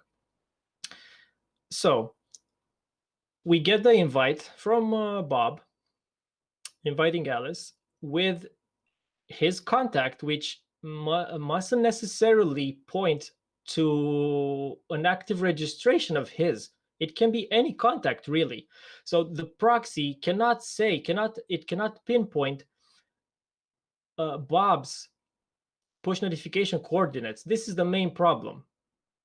I don't know how to reach Bob. Of course, I can establish the call. That's not a problem, as you will see me right now. But keep this in mind. Of course, it looks up Alice at example. It pulls her registration binding. It's routable, blah, blah, blah. We route to Alice. Even if we have to send a push, we do it, but we can route to her. That's important. And we can store those coordinates in memory. If you are familiar with OpenSIPS dialog, you can just put them in the dialog. They will be available. If you have any mid-dialog request, boom, you will just send the push notification. But what if the mid dialogue is sent by Alice? What if Alice puts Bob on hold? This is the problem, because now we would like to send a push notification to Bob to wake up his device. Maybe they have been talking for like 15 minutes and the SIP ports have been closed at firewall level. They are not accessible right now, despite the RTP is flowing. So the problem is that despite during this dialogue, Bob can still put Alice on hold thanks to our coordinates which we've stored in the dialogue. This is asymmetrical for Alice. Okay, so how did the guys go to fix this problem? They came up with this proxy unique registration reference concept. As you can see in the slide, the text is red because this feature is tied to a registration and its reply, the 200 OK. And the proxy now also has this tag for each registration. This is not like rocket science. If you've played with OpenSIPS, you will have realized that we assign a unique ID to each registration anyway. It's the contact ID, remember? It's that big old number, 64 bits of information. Actually, between you and me, this ID here is just a contact ID that's written in hex. So boom, we had this anyway, so we just reused it and changed up, flipped the bits a bit just to make it more obfuscated. And there you go. We have our proxy unique registration reference, which sounds amazingly cool, which is handed out by the proxy when you register, right? So you learn your, I like to call it PER. You learn your PER. Right. What now? So right now, a phone, Alex, you have anything to add? I just thought we all needed a little bit more explanation on PER. On PER? Okay. Why you Sure, go ahead. No, just a little more explanation on the PER. Oh, why I like PER? Exactly. I don't know. It kind of reminds me of an engine, right? It purrs like a kitten or something. I kind of think of cars when I say it. Yeah. That Purr. completes the picture. Thank you. Right. So I'm glad that I cleared any misunderstandings. Right. So it's simple. You register, and not only does the proxy tell you that you're registered, it also gives you this ID that you can remember for your registration.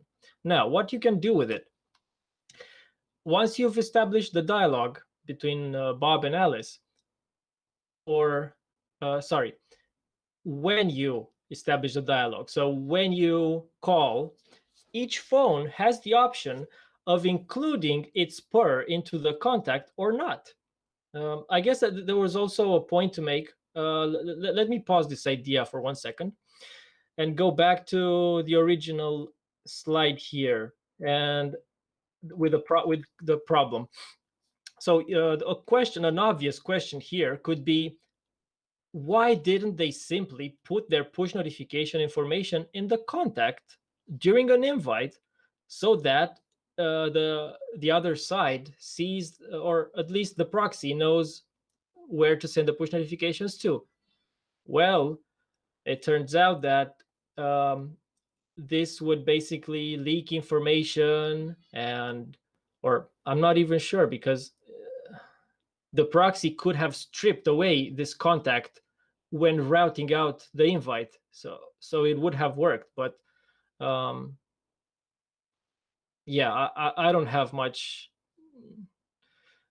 in my head. It would have worked. Maybe I just cannot come up with a decent explanation for why the devices aren't supposed to include their push notification even in the invite, with the obligation of the proxy to strip out on both ways, right? Because even the 200 OK will contain the coordinates of the other one, and the proxy strips them out. But maybe, now it makes sense. Well, this is against the RFC. Proxies are not supposed to touch the contact. Okay, that's why they didn't do this stuff. Right, so it's kind of a conflict here, right? You want to advertise that information, but at the same time, for the proxy, but at the same time, since the proxy is not supposed to touch the contact, you don't want to leak your push notification information to the B side. And similarly, for the symmetrical flow, the 200OK, which contains Alice's push notification, is not supposed to be leaked to Bob's side. Right. So this is why this is the first time that the phones decide to advertise anything about their push information, is when they include this per during an invite. Their own per, of course. If the phone doesn't include it, which is perfectly legal from RFC point of view, it simply means during a mid-invite request, you cannot send a push notification to that phone. I'm not sure. It could be problematic, but they can do that. So I'm not sure how you're supposed to reach that phone, but it's in the specs, so it might fit in for some scenario. It might be useful to not include your per. That's making yourself push notification free, let's say. Okay, so Bob puts his per, Alice puts her per in the 200OK, and right now we have full symmetry. Of course, I'm not sure if I recall whether the proxy is no, the proxy is not meant to strip anything. That was the whole point. Of course, each side will learn about each other's per, but who cares? It's supposed to be an opaque identifier that shouldn't leak any information. So that is the whole point of it. You mask your push notification information, right, in this ID that nobody can extract any information from, so you are reachable during the dialogue. Cool. And as I was saying, this is how a mid-dialogue request to a per-enabled contact looks like from each side. And the proxy will, I'm not sure. Do we strip this one out or not? That is the question. I guess, again, you can take your pick. But at least you have connectivity. At least you can wake up the devices during, let's say, the call hold that comes up 10 minutes into the conversation, where by this time the NAT has been long time closed and the phones are unreachable via SIP unless you wake them up with a push notification. So that was kind of it. How did it all seem? Was it too complex? We at least we did RFC. Do you have any questions by this point?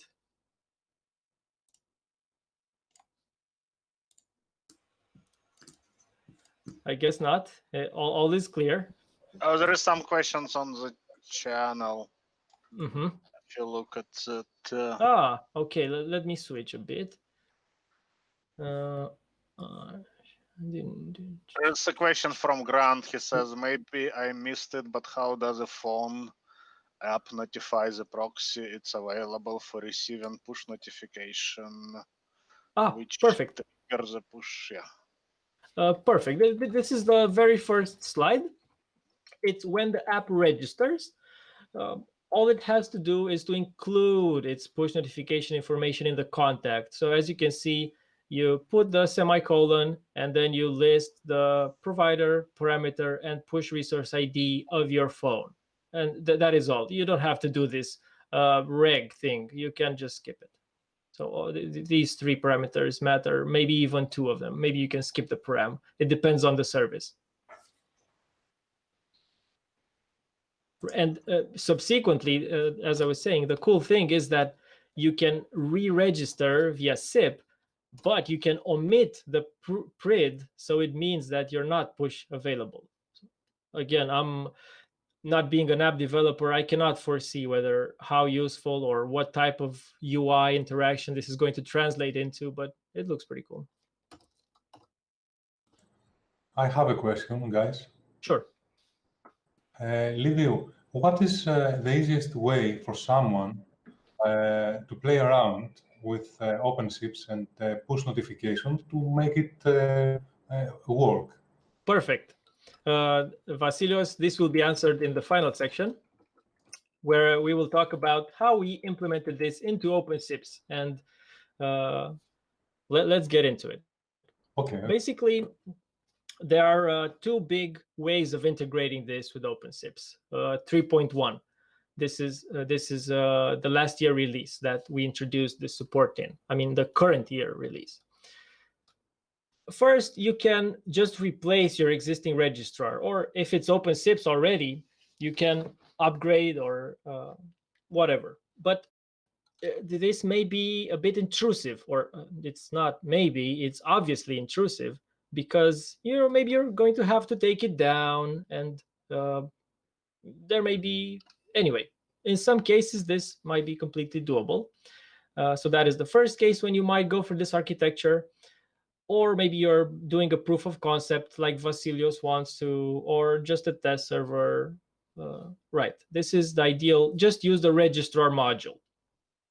But we've also imagined the scenario or the problem where it's not that easy to change your registrar. Maybe it's some kind of vendor locked in device, or maybe it takes up a lot of effort to change. Things are working, you don't want to break things or invest a lot of effort or human effort into rewriting that whole thing. And not to mention downtime, or no, I guess downtime is not a problem because you can do it on the backside. So we've added a way for you to just make a lightweight proxy, push notification proxy registrar. A quick question here from Gary on Slack. Has this been tested with Android or Google? With which client? And to answer that, there are more sides to the story. For example, I've just tested the specification with my own stuff using SIP-P. However, the Android pushes are simply sent using an HTTP post. So it's a bit decoupled, but we are working. So to fully answer your question, we are working on integrating this with both Android and Apple, and I will let you know once things go ahead with that project. But for the moment, I've only tested this using my own tooling, and the push requests themselves are done using the REST client module, which I'm going to talk about in a second. So going back to this, we have this option of building the lightweight registrar. Of course, you're going to be using the mid registrar, not the registrar. And these are kind of the scenarios that I mentioned where it might come in handy. So the lightweight solution, the microservice, instead of monolithic. So with regards to the code, the changes span across several modules, the registrar and mid-registrar, of course, but also the user location module, which has received some tuning. The cool thing is that it's all backwards compatible with what we had before. It supports plugging in both the user agents which advertise these push P and S parameters, or the ones which are simply oblivious to everything that's going on. And this is kind of a developer cool thing. The code is common, right? So we haven't copy pasted the code nor the documentation, and it's in its separate folders or in a common folder. I guess it would be interesting to show you the module parameters and talk a bit about them. And for this, I'm going to head over. Let me see if I can share this tab. And I'm going to head over to opensips.org and go click by click. Let me see if I know it. We go to documentation on the manual for, let's say 3.1. And we are going to pick modules. And let's go with registrar. And if you scroll down a bit, maybe, is this full screen, or how do you, is it okay for the font? Let me make it bigger, maybe. Yeah, it's fine. It's okay. Ah, it was fine? Okay. If we scroll down, you will see these new parameters prefixed with PN. So everything is push notification. And it's both in registrar and mid registrar. It's the same parameters. And to enable the whole thing, you just have to set enable to true. You will, oh, my scroll is broken. And of course, you will have to define a list of providers. Depends on which phones you want to support. Of course, for each provider, you will have to implement the push notification route. And how to match parameters, like we talked about, the default value are the 3 parameters. Not much to look at here. And the registration intervals, the 130 seconds. This is the phone which registers by itself, and the trigger interval, which is the periodic refreshes triggered by the proxy. Sorry for that scroll. This is kind of an experimental parameter that I added. Maybe sometimes after a successful push, maybe the phone is online for a few seconds. We have to play with this and see if it's useful or not. By default, it's disabled, but maybe you can extend it and say, for 5 seconds, don't generate any further notifications. I trust it to be online. Okay. This is a refresh timeout. Basically, it means how long to wait for a push notification to happen. Because if you think about it, and Chrysler really mentioned this in the RFC, the RFC adds, or not the RFC, the whole practice has been constantly adding latency to the calls, right? Because you have an invite that is pending, and the caller is basically waiting for their call to ring. So this timeout says, okay, how much longer will we have to wait for the push notification? Because I have to say something back. Maybe I'm going to give them a 480 or something.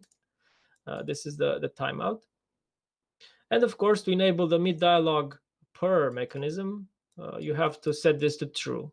So as you can see, it's very mod param heavy. There's not much to do in the script. It's we really striven for. Okay, I'm going back to the slides. So we really went for that to make it as easy to use as possible. So these are the module parameters. Of course, I've missed out on the user location one, because if you use this RFC, you will have to enable that timer that periodically generates the push notifications. So just set that to true and you're good to go. So I guess we're going to look at the event. So this happens, you're going to be called with this event. This is a new event we introduced in the user location. We called it contact refresh. So it's kind of a generic way of saying this contact needs a refresh. You can refresh it in however way you imagine. In our case, we know that you're only going to be able to do it via push notification, but who knows, maybe in the future, there will be some other methods to wake them up. So in this event route, we simply do our thing. I'm not going to cover the specifics of the push notifications on each service, Google, Apple. It's up to you to figure out the documentation and just use REST client and send that HTTP post. And as far as scripting goes, not just module configuration, we've made this small extension to the lookup function.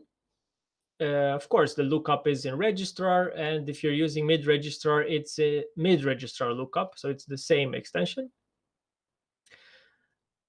And while before the lookup was kind of binary, it just said, I found some contacts or I didn't. Now it's saying that, right? The green is I found some contacts or I didn't on the default, and the temporarily unavailable reply. But there's also case 2, which means I found some contacts, but we still have to wait on them. You can't do much. So just skip your relay. We set this AVP to true, so we don't relay anything, and just quit the script. What happens under the curtains, if you're familiar with the event rounding module, is that a temporary subscription is created. This is a quite complex, I mean, not that complex mechanism, but it's interesting nevertheless. A subscription to the registration event or to a future registration event, such that if that happens, the transaction will fork out an invite to that device. It's a mechanism that Bogdan presented or introduced, I guess, in both of them, both introduced and presented in OpenSIPS 2.3. Maybe he can let me know if maybe it was 2.2. I'm not sure. Right. So the good thing is it all happens behind the curtains. You just set that what was it, the refresh timeout, and you just break the script. The invite reply will be generated if the timeout is reached, or if not, the forking will happen magically almost. So we move on to what happens with the per processing. And basically we extend, so we took care, what we talked about here was the initial invite, and that's all you have to do, just extend the lookup a bit. And for mid-dialog requests, you add this code, or maybe, how should I say it?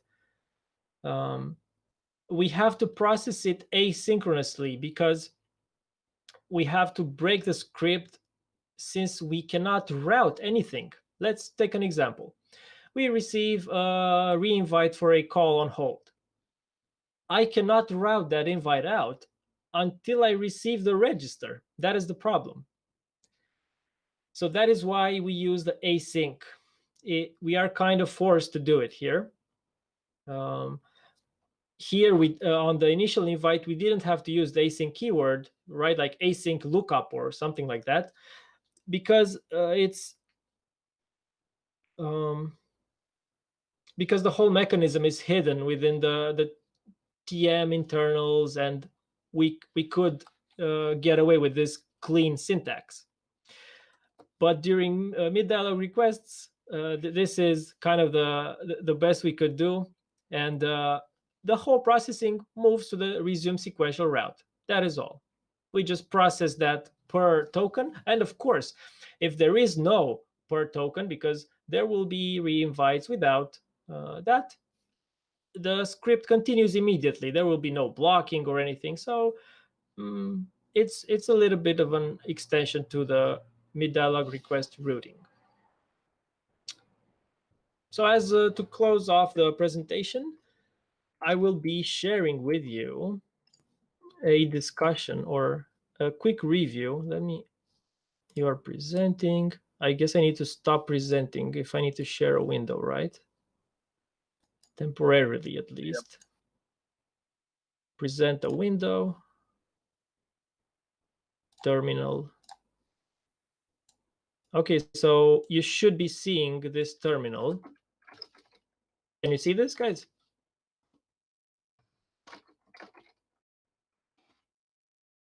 Can you please increase? Yeah, increase the font. Increase the font, absolutely. How is it now? Good? Good. Much better. Okay, so we are going to be looking at a diff between the standard OpenSIPS CFG and a CFG with kind of minimal push notification support enabled. Yeah, without any unneeded parameters, right? We're just using the default values, just a minimum viable product. So as you can see, we have to enable the refresh loop within the user location. So the proxy is taking care of the refreshes. So soon enough, the proxy will be doing the calls for the phones as well. I'm not sure. We are moving everything into the proxy. And the registrar, we enable the PN parameters, both the support and the mid-dialog request support. And we have support for Firebase and Apple. Awesome.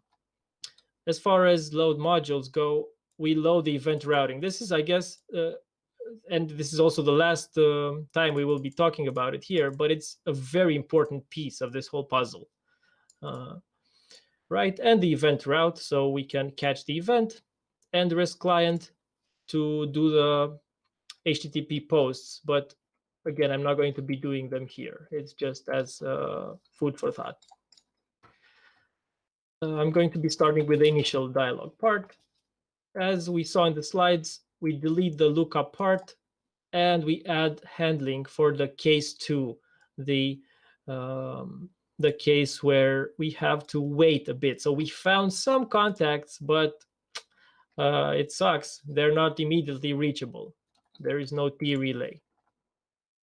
And here we can see that we skip it for those contacts. We just exit the script, and the invite will be forked transparently when the register arrives. That is using the event routing module. And in the last part, this is the event route where we will send a push notification. I've marked it here with, I just put an exit. You receive the inputs, provider, push resource ID, parameter, maybe even call ID if you want to do an Xlog or something, and you're off to go. Just have to read the docs from Google or Apple and send your notification. And this is and for the sequential requests, if we go up, we maybe one idea is to show the config, because this is a bit messy. Let's view it like this, maybe. Right.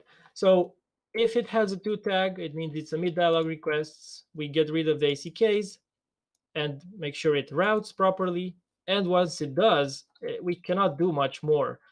We just have to do the handling for the per parameter and then put the request on hold until the push notification arrives, and we can resume our sequential request processing. And basically just put the code here, right? Accounting and relay, and that's about it. Those are all the changes. Let me go back to the slides. Where is it? Google Meet. I guess. Okay. Okay.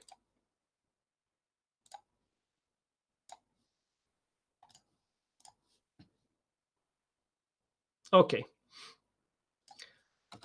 So these are some links that might be useful to you. And right, that was it. This is a seamless integration in 3.1 that is fully available to you to test and play with. Thank you. And if you have any questions, please fire them away. Thank you. Thank you, Livio. While we're waiting for questions, I just wanted to check with you. We wanted to do OpenSIPS next week. So maybe in terms of this particular FC, we can have maybe 10-15 minutes tomorrow during my slot to plan it a little bit further. Sure. And then if anyone interested in actual configuration and more details next week, we'll have probably a few hours playing with it. Yeah, that would be great. Like I said, we are testing. We have a client that we're building this stuff with, but it's going to take some time until they build their UAC as well and put the pieces together. But Maxim, do we have any kind of a client to test with? Out of curiosity. No, but we can build one. I mean, we have a Python library which can register and can send and receive calls. So I guess it won't be too... Come on, guys. I think LinkedIn for iPhone has the SIP-B. Maxim has Python. We have mobile phones. We need application here to test. Exactly. I know that like Linphone have their own way of doing it, and they are already doing it for like the last 3 years over the registration. And the question is if there is like any trying to get them to change their protocol to work by the RFC, or there is any client right now out there that implements it? That is what I was asking in first place, Liviu, before. Yes, these are excellent questions, guys, because from what I've heard, no, not really. This is just a spec that was pushed, like I was saying, by Chrysler and Arnold, and I'm not sure, last year, right? So I'm not sure how many people managed to get up to speed with it. So I would expect that maybe Linphone will be using their push notification solution for like 5 more years. I see here Vlad Patrascu throwing in the bomb, saying that Linphone for iPhone should have support for this. Wow. Okay, he said that it's advertised on their wiki, but okay, not tested yet officially. So awesome. We will up that. We will take it on our responsibility to be annoying to them, let them know to make sure that they will need to apply the RFC. We will beg them, send them nice stuff, whatever we need. Another GoFundMe campaign in the works. Well, Dan Jenkins, you've been really kind of in the fold of like all the conversations in here. Yeah, I think that you're probably the best suited for like taking on the questions from this point. I don't know about that. So I have the benefit of building WebRTC apps with React Native with web tech, and I'm not really tied down to SIP only solutions. So yeah, I've got quite a bit of freedom, but I completely understand why this RFC exists in the first place. The first time that I saw OpenSIPS talking about it, I was like, oh, this is really cool. This should hopefully help standardize everything. Yeah. But unfortunately, I hadn't really read too much about it because I wanted to wait for this. And unfortunately, after that, I was like, well, I can see there's going to be loads of issues. So we were talking about PushKit and CallKit integration in the chat. So if you don't know, Apple on iOS 13 changed the rules. So if you want to send a what we call a VoIP push notification, which allows you to have a bigger payload and it's quicker across their network, because phone calls should take priority. So they're special. They're called PushKit notifications. But if you want to send a PushKit notification, you have to start up a call screen immediately. So there's no receiving a notification and then just registering and then waiting for the invite to come in. You have to kind of pretend that you've actually got the invite already. And I can't see how this gives us that flexibility to be able to handle those situations kind of in this nice way. So a question to you is, could it handle these situations where we need to essentially send a load of information about the invite in this kind of registration push that gets sent down, but then also handle the fact that a cancel might happen in that short space of time between that fake invite as such being sent, but a hard phone or the other person on the other end has already cancelled. And so we've got this scenario where the iOS device is still ringing because it doesn't actually have an invite yet, right? But this is the annoyance with building with push notifications in mind.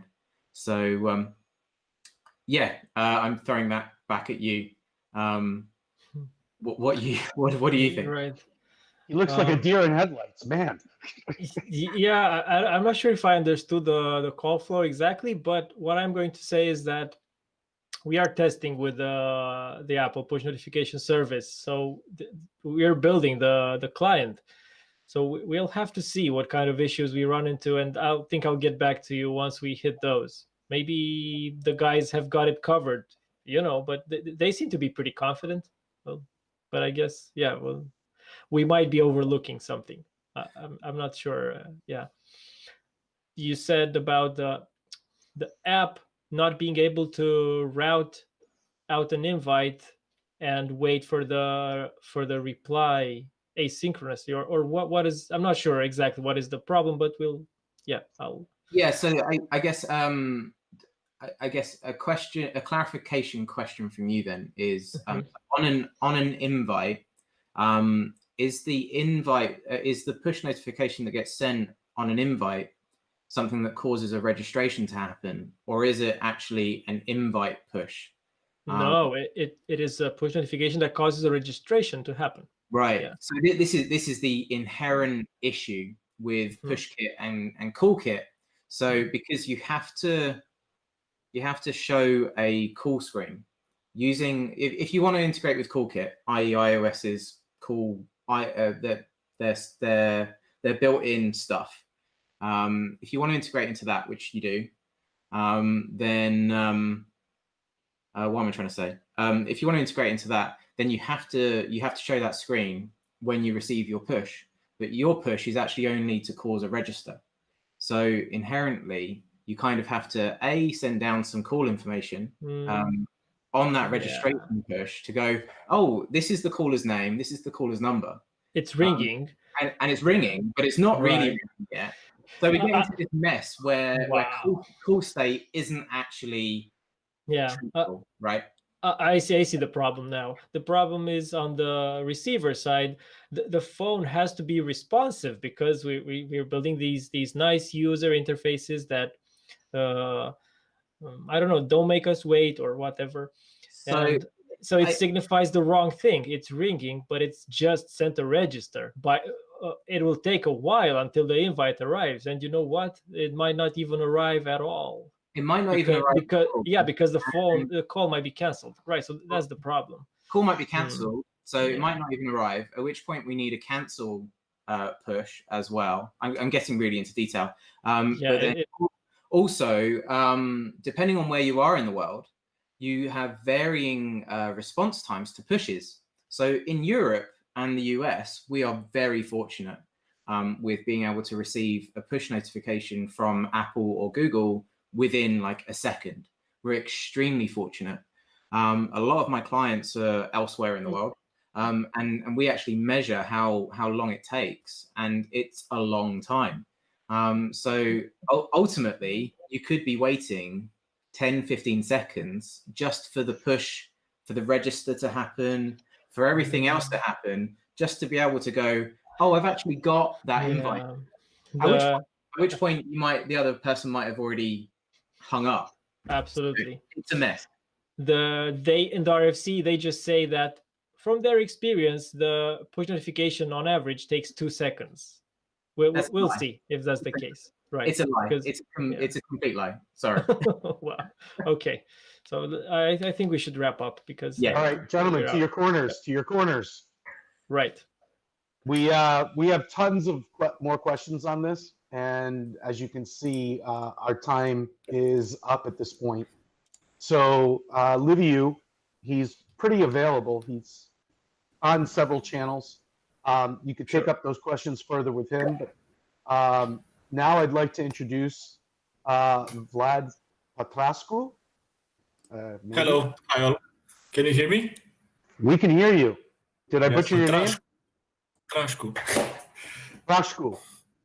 Yeah. So let me back it up. We have Vlad Patrascu. He's another developer over at the OpenSIPS project. He's going to be talking to us about some interesting stuff today. The stir shaken protocol and how that's integrated with OpenSIPS 3.1. Something that's on a lot of people's ears these days. Here in the US, we've seen legislation forcing adaptation or adoption of it. And I'm sure it's the same thing going out into the rest of the civilized world. And without further ado, Vlad, take it away. Okay, so can you see the presentation? All right. Yes, we can. Okay. So I am Vlad Patrascu, as Alex has said. I'm a core OpenSIPS developer, and today we'll be talking about stir shaken with OpenSIPS 3.1. So here are some handles where you can find me, and if you confuse me with Vlad Bio, my mail address is very helpful for that. Okay. So what we'll be talking about today, we will present the problem statement. So why do we need to have stir shaken, and why do we implement it in OpenSIPS? We'll be talking about in the stir shaken in general. We'll see an overview of the protocols, the OpenSIPS use cases where we might need stir shaken implemented, and then into some more technical details, implementation details, the certificate usage models and scripting. Okay, so what is the problem that stir shaken tries to fix? And that is caller ID spoofing. So how does caller ID spoofing connect with a real problem that we have? It's robocallers, unwanted and unscrupulous robocalls that are very likely to be responded if the caller ID is spoofed, appears like it's one of our neighbors, or in case of scammers, which is another use case of caller ID spoofing, they want to appear as nation state agents and institutions and someone we would answer to. So the robocalls problem is on the rise in the North American market. So as a UMail robocall index presents, since 2015, we've had a rise in the estimated robocall numbers.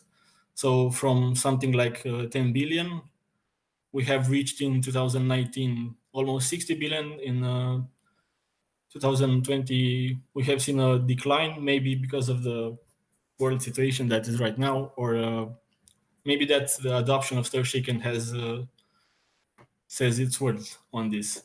So some averages so far in 2020, we get something like 91 calls per person that are robocalls, and of all the robocalls in August 2020, we have approximately 39% scams. Okay, so why is this a problem, and why caller ID spoofing can happen? If we have a simple service provider with direct subscribers, due to the nature of the callers being the subscribers of that provider, and that we have SIP authentication and maybe other methods, we are quite sure that the caller number belongs to one of our subscribers, so it's not spoofed. So it's kind of verified already. But in enterprise scenarios and hosted PBX in cloud or everything like that, we get the call from the internet, and anything can happen on the internet. So we can have someone register to a free online PBX and choose his calling number as he pleases. So due to the nature of a PBX, which exposes to the service provider usually legitimately spoofed numbers, because we have numbers of an enterprise that are exposed to the exterior, the CLI is actually not verified at the service provider. So here's most of the robocalls happen this way. So the authorities in North America have not stood by to this development, and there have been serious legal action in this matter. So in the US, there are already multiple bills that regarded robocalls and caller ID spoofing. For example, the Telephone Consumer Protection Act that's been in action since something like 1991, even, and the Truth Caller ID Act. But the Federal Communications Commission, FCC, has been encouraging the telecommunication industry to develop solutions for robocall and spoof numbers since 2014. But there was no mandate, or they were not forced to do so. The latest mandate has been given on March 31, 2020, which mandates all the operators in the United States to implement Stir Shaken by June 30, 2021. And this has been passed into law by the Trace Act, I think January this year or something like that. In Canada, also, we see the CRTC set an expectation, so it's not an enforcement, but an expectation for providers to implement Stir Shaken by 13th of September 2020. Okay, so what has been the industry solution to this development? The secure telephone identity, as it has been called, is a framework for cryptographically signed caller ID framework and robocall deterrence and prosecution. So basically, IETF has developed the STIR protocol somewhere between 2014 and 2016. And ATIS and SIP Forum have developed Shaken, which is based on STIR, but is an extension and a framework for operators into how to deploy the STIR protocol. So everything is based on a trust network. So ATIS and SIP Forum have delegated some governance authorities to enforce concrete policies to entities called policy administrators that interact on one hand with the service providers. So they authorize the use of certificates for certain telephone numbers. And the certificate authorities will provide the certificates to the service providers based on tokens issued by the policy administrators. But we will not get into details with that because we are looking more from the perspective of an implementation in OpenSIPS. So that's more like administrative stuff for providers. So let's take a look into Stir Shaken more concretely. So Stir is specified in several RFCs. There are also drafts at this moment that have not been promoted to RFCs yet, but currently we have RFC 8224, 8225, and 8226. So for different parts of the STIR framework. So the acronym STIR actually stands for Secure Telephone Identity Revisited. So it's a framework for passing identity information. It's called passports, and it's actually regarding the exchange between the SIP user agents. So not focused on the providers. So what STIR actually described is how to create a signature with the caller and callee info on the origination provider, how to verify signature at locations like the termination, but you can also verify it in the middle somewhere.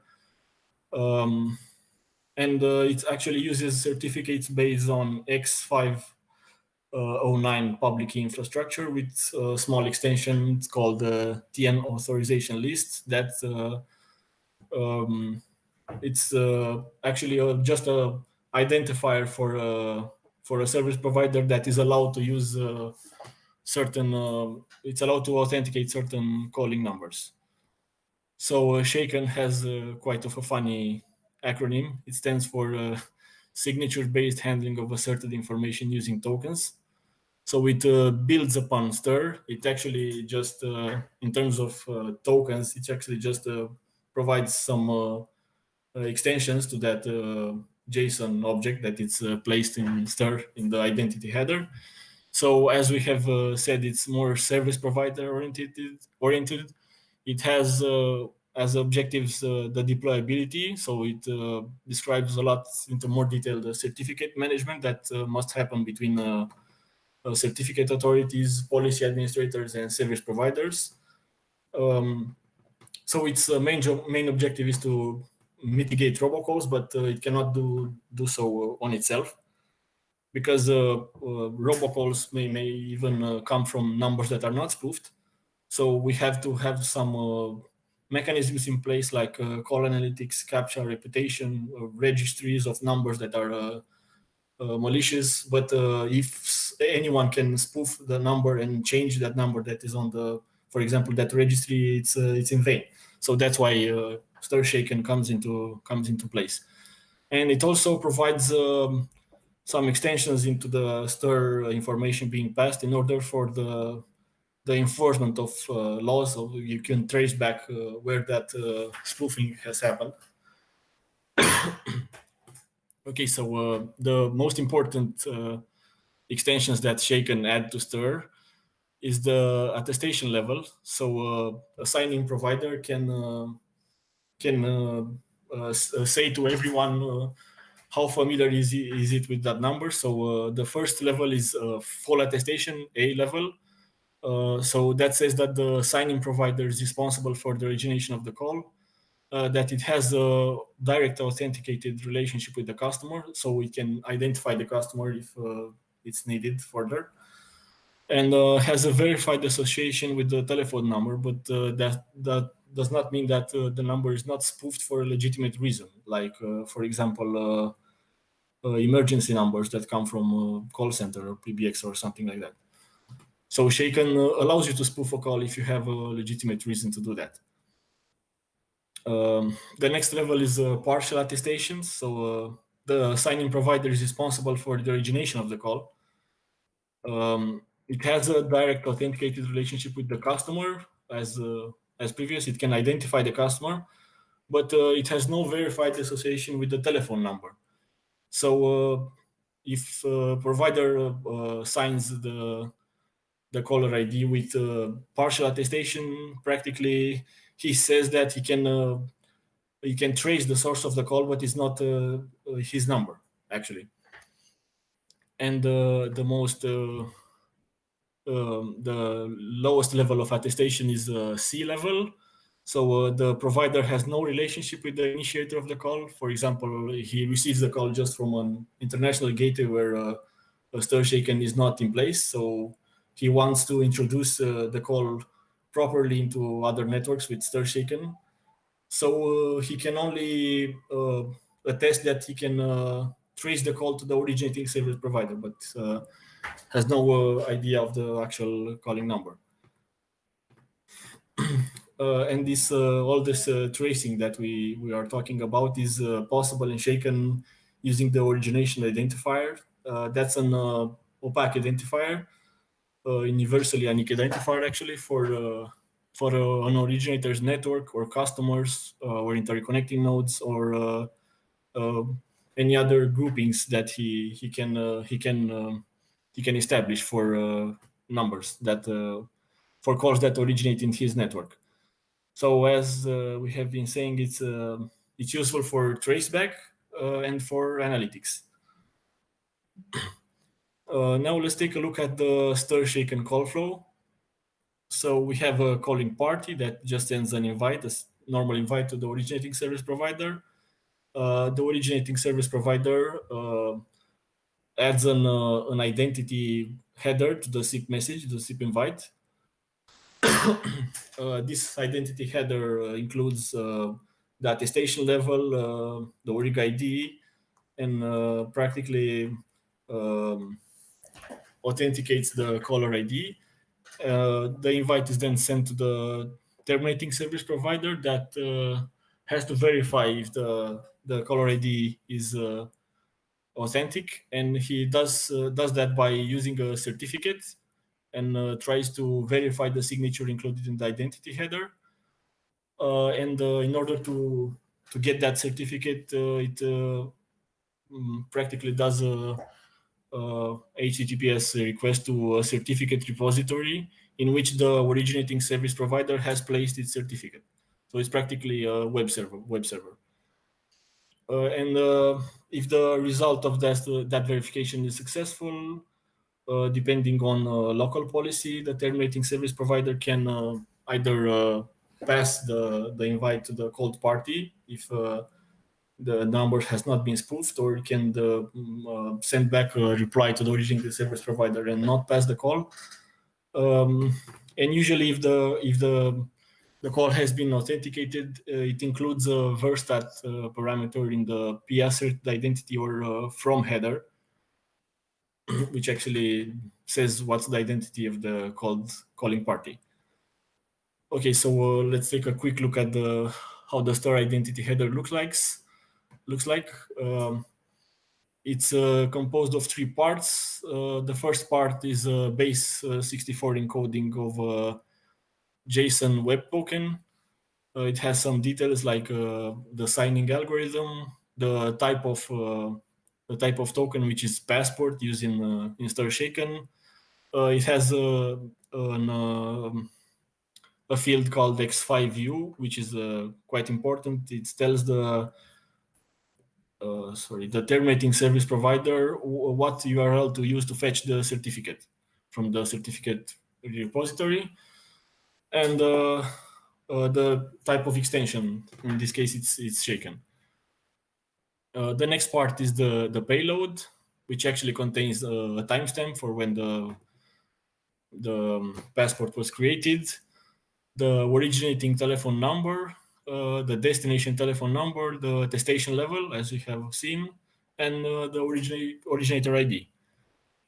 So lastly comes the signature, which is practically a function of the private key and a hash of the header and payload. So it guarantees that the header and payload information that we have seen here has not been altered, and it's authentic, and it comes from the source that it says it does.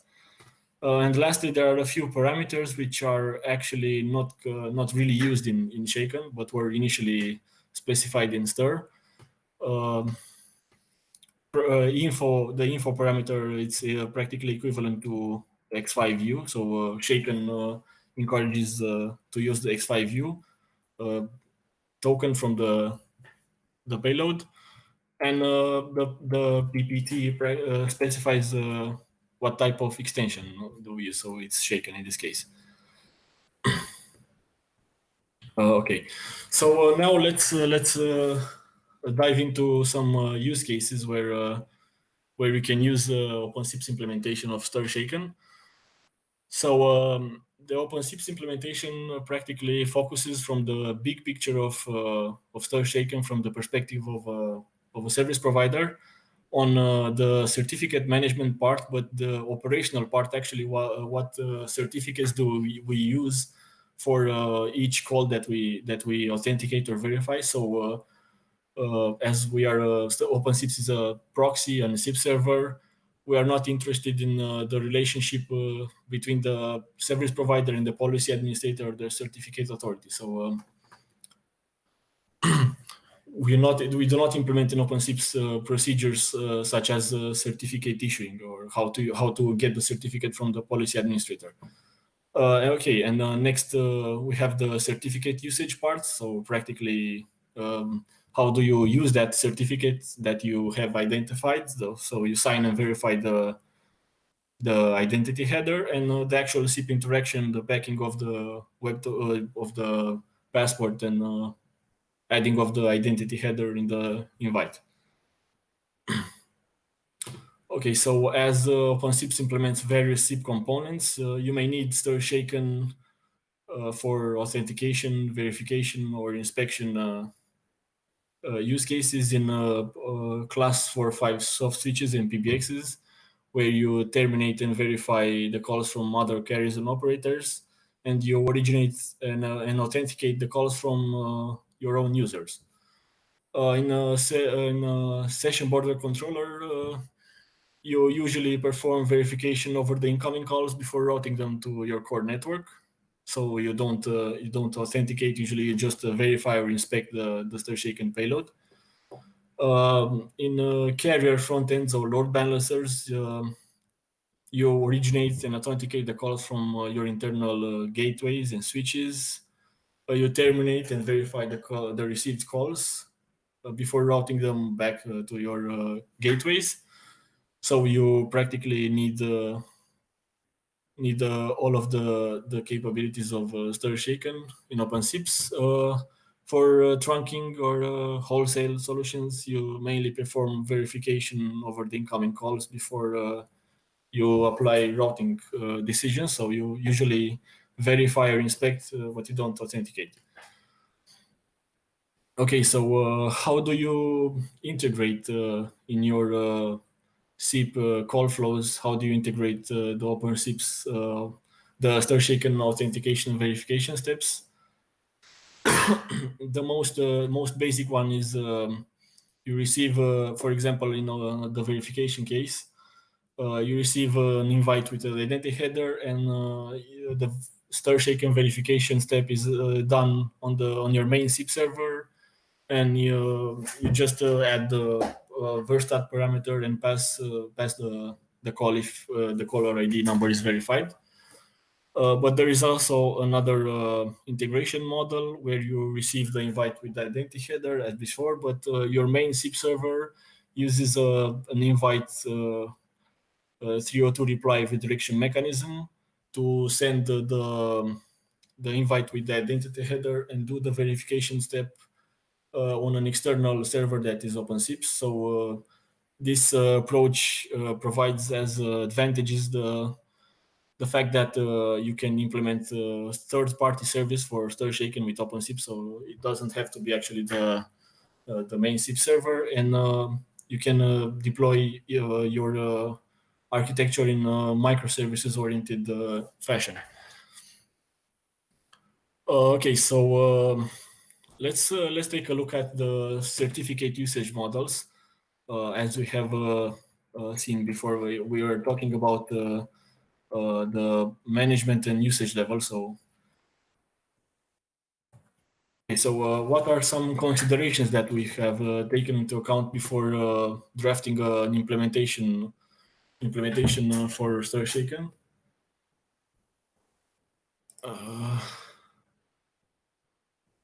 Okay, so one of the main goals of the stir shaken implementation we have in OpenSIPS is flexibility. So we want to provide an implementation that can be used right away, as the stir shaken has not gained that many traction all over the place. So we still have early phases of adoption in a lot of providers. So we want to make the implementation as flexible as possible for them.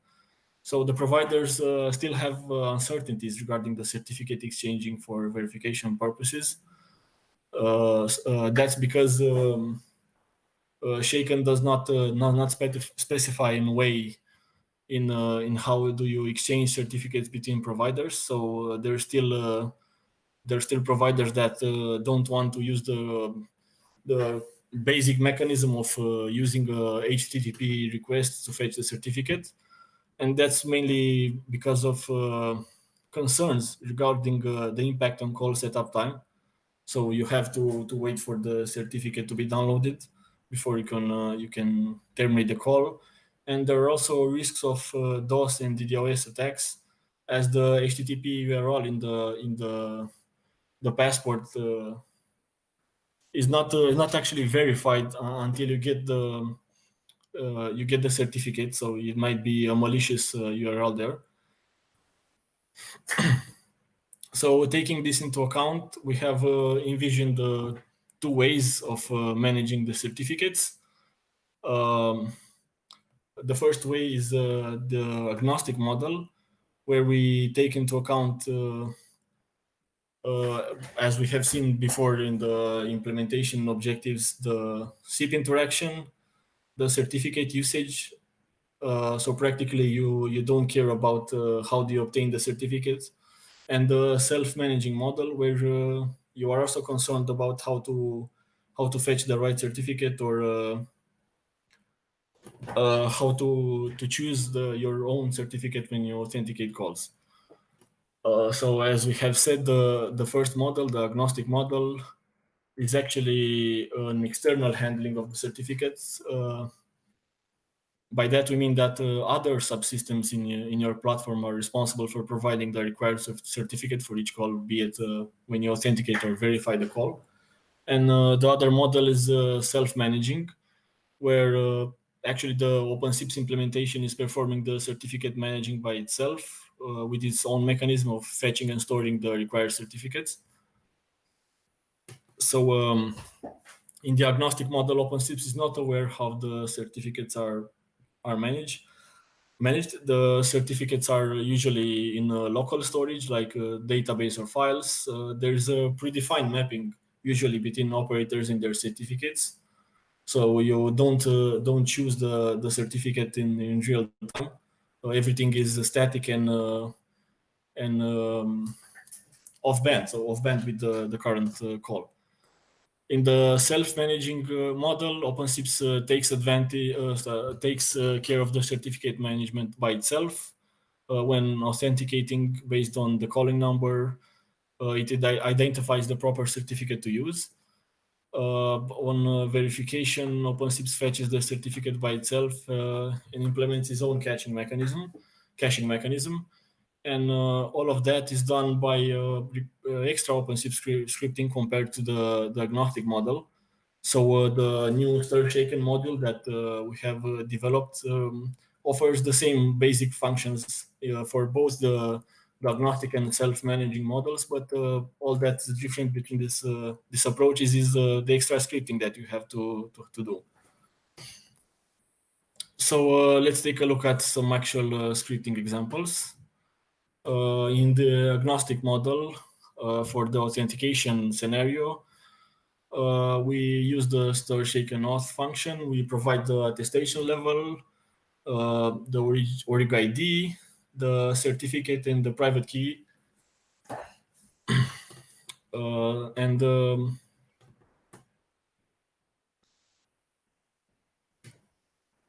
Okay. In the agnostic model, on the verification side, we just call a verify function, and the function does all the work and returns the result, and even some the SIP code and reason to use in the reply, as it's usually in the standard, and we can send the reply back to the originating service provider, and we can terminate the call or pass it further with a verstat parameter that indicates that the verification has failed, in case it has failed. In the self-managing model, for authentication, we have to do a little more of work.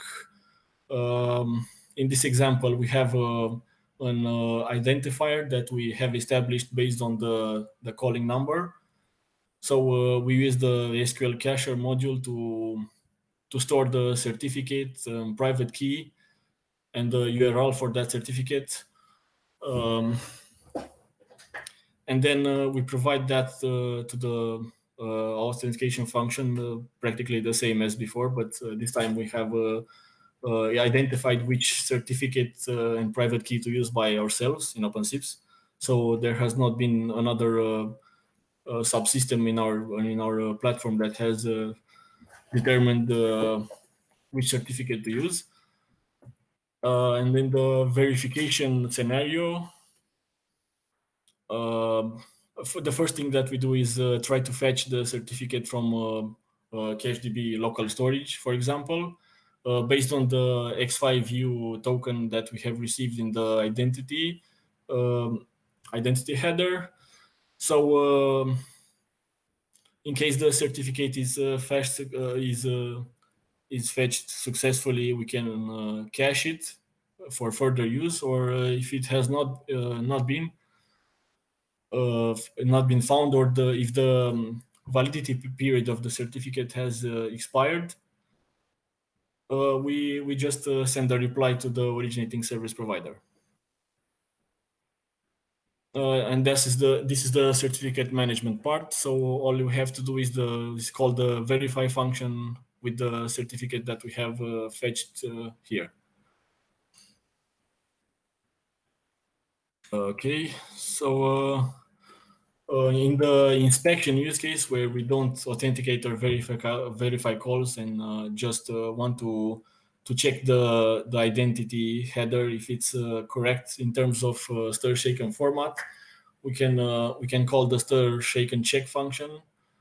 If that just says that the identity header it's in a proper format but does not do any authentication or verification, and we can take a look at the contents of the passport through the identity pseudo variable. Probably the most important ones are the attestation level, the ORIG ID, and the X5U. So that's kind of everything, and now we have some time for questions or discussions on this subject.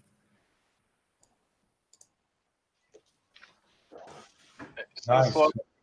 I have a few questions. Thanks again. Very good presentation. If you can maybe go back to the slide number 21. 21. Oh, 21. Yeah, I think we have like 20 minutes. That's the one? Yeah. I was just curious how it's handled when you have more than two providers involved. Was trying to understand how the whole, because usually in real life I think at least for the real phone traffic we have several levels of providers, at least in many cases. Yeah, we just pass the invite with the identity header that the originating service provider has appended. So nothing more is needed to be done in the intermediate providers. I see, but I also have not looked at it into much detail. But I also was told that the destination number is included into the signature, right? Or no? Yes, it is included. So if you have like intermediate provider and they want to translate number somehow, like destination number, like from, I don't know, American standard to European standard or something, how does it work? So if I understood correctly, you're saying if you completely change the number or just change the format? Yeah, change the format. Let's say your calling party is using your calling originating service provider is using like North American format, and your termination needs different. And there is some middleman who translates. I'm not the expert here, but I think that you'll have to act as a kind of like from stir and shaken perspective, like a back-to-back if you want to do that. So basically, okay, you receive something, you validate it if you want, but if you want to change it, then you have to, let's say, authenticate it again, so to regenerate the whole stuff. I have some information here. Sorry, Vlad. Yeah, I was only wanting to say that the originating service provider has the obligation, so to say, to introduce the number in a standardized way, a canonical way, as the stir RFC says. So even if the number in the from header is different from the origination number in the passport claim, it is not a problem as long as on the verifying service provider you take the from number, for example, and apply the same canonicalization procedures, if I'm not mistaken. So in this case, it's not a problem if the number is different, if you can simplify it to the same form. Okay, leave you. So you were... From what I last checked, they just one second. Let's confirm that. So from what I knew, this same problem occurs when you have a redirect, right? You have to change the destination number. It's kind of the same thing. How do I redirect without automatically invalidating that identity that the origination service provider built. And by the way, the way I like to look at it, if you have a chain of providers, you just have to find one sucker to populate the identity, right? If there's an identity, okay, we can vouch for that guy who put it. So it's the easiest, or the guy who put it can vouch for the call. It's the easiest way to see it. It's also extremely dangerous for that provider. Right. So that's the whole purpose of SteerShaken, to find a guy who's responsible, right? Yeah. And the provider can also put a lower level of attestation, so it has it doesn't have to say that it's my number and I'm completely aware of it. It can put a gateway attestation or a partial attestation. Okay. Oh, so by the way, there was a question during your presentation which you missed. It was, do you know of any carriers that offer full attestation? Oh. Or have you heard anything that? Yeah, right. Any of them offering that? There's only one.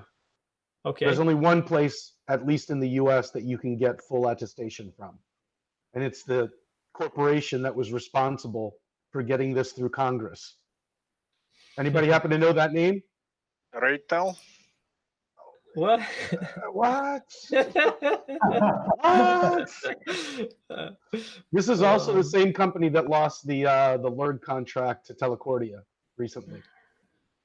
Newstar. Oh, wow. Uh-huh. So Okay. Newstar, having lost the contract for the LERG to Telecordia, suddenly was in a place where they needed to figure out where they were going to make their money. So they were already doing all of the CNAME storage for a lot of providers, and they're also one of the biggest gateways on the SS7 for CNAME validation. They were like, you know what? What if we became like the gospel on caller ID? Like, what if everybody trusted us? And that's really how this entire thing happened. That's how SteerShaken got so much flow real quick. And they hid it behind, robocalls. Yeah, No but more robocalls. if there is a problem, you can trace it back to them.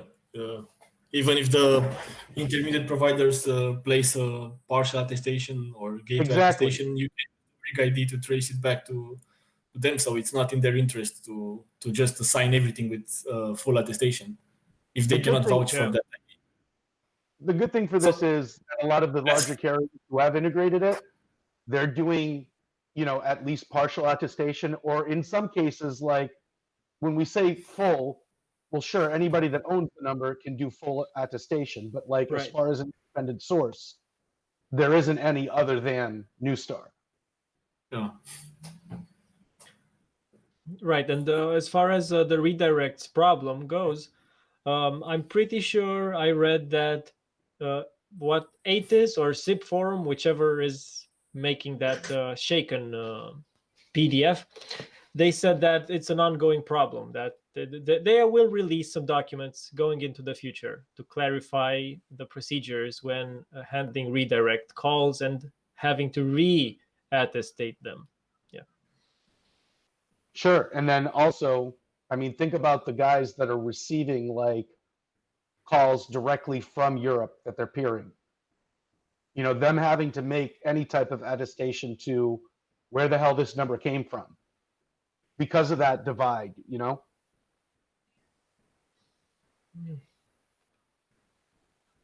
We have any other questions? Yes. Yeah, there was one from. Yeah.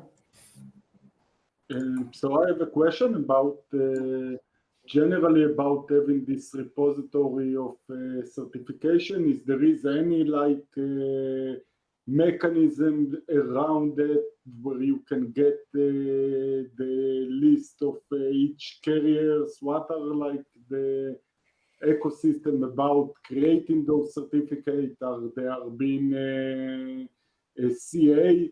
There is some kind of CA for SSL, or it's each one for himself, and let's see what the ecosystem will do to distribute those certificates. So as far as I know, the certificate repository is not standardized in any way, and so each provider has to implement its own mechanism for other providers to be able to fetch the certificate when they verify the call.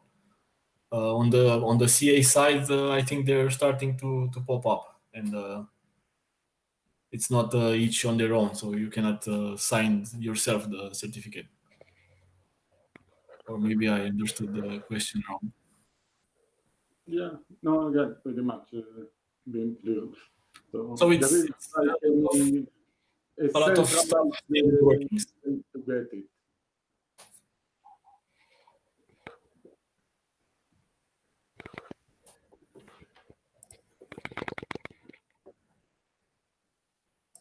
So if there are any other questions. Yeah, there are some questions coming from the YouTube channel. One it's from Jonathan Ulme. How is ORIG ID different than the peer-asserted identity? Is ORIG ID unique per originating entity? So I guess what's the difference between the peer-asserted identity and the ORIG ID that you have in the steer and shaken payload? So ORIG ID is chosen arbitrarily by the service provider, and it can be or cannot be directly related to a single telephone number. So maybe you want to use the same ORIG ID for a bunch of prefixes or something like that. So it doesn't have to relate directly to peer-asserted identity or even the number in from. It's completely arbitrary and used only for traceback. So it's not verified against the number or anything. And Jonathan is following with the question: any plans for the certificates to be loaded via the DB backend, similar to the TLS management? I think we already have this, right? No, you have to or do it's the for the yourself. Okay. But we can do that. It's not that that difficult. But at the moment, you can already do that with a bunch of extra scripting in OpenSIPS. And that was the whole idea when we started this implementation, because we don't know how people are going to use the certificates and how they're going to manage them. And we want to be as flexible as possible. So if you just pass the certificate as a parameter to the authentication or verification function, you can practically do anything in the script. Yeah, more or less that was my point. Like, or you can already do that, right? I mean, not necessarily from DB, but you can get it from anywhere and just use it. Yeah. And okay, what we have here, a question from the other Vlad, from Vlad Patrascu. Are there any carriers currently doing full attestation for calls coming from their network? Or maybe this was already read, I don't know. Yeah, we did it. We did it. Yeah, my bad. Sorry. What's the matter with you? Okay. Well, again, I already discussed it with, at least in general, with Bogdan. But we plan to run, hopefully, some steer shaking between OpenSIPS and Chameleon next week. And so tomorrow, maybe we'll use some time with you, Vlad, if you can, to discuss it in more detail.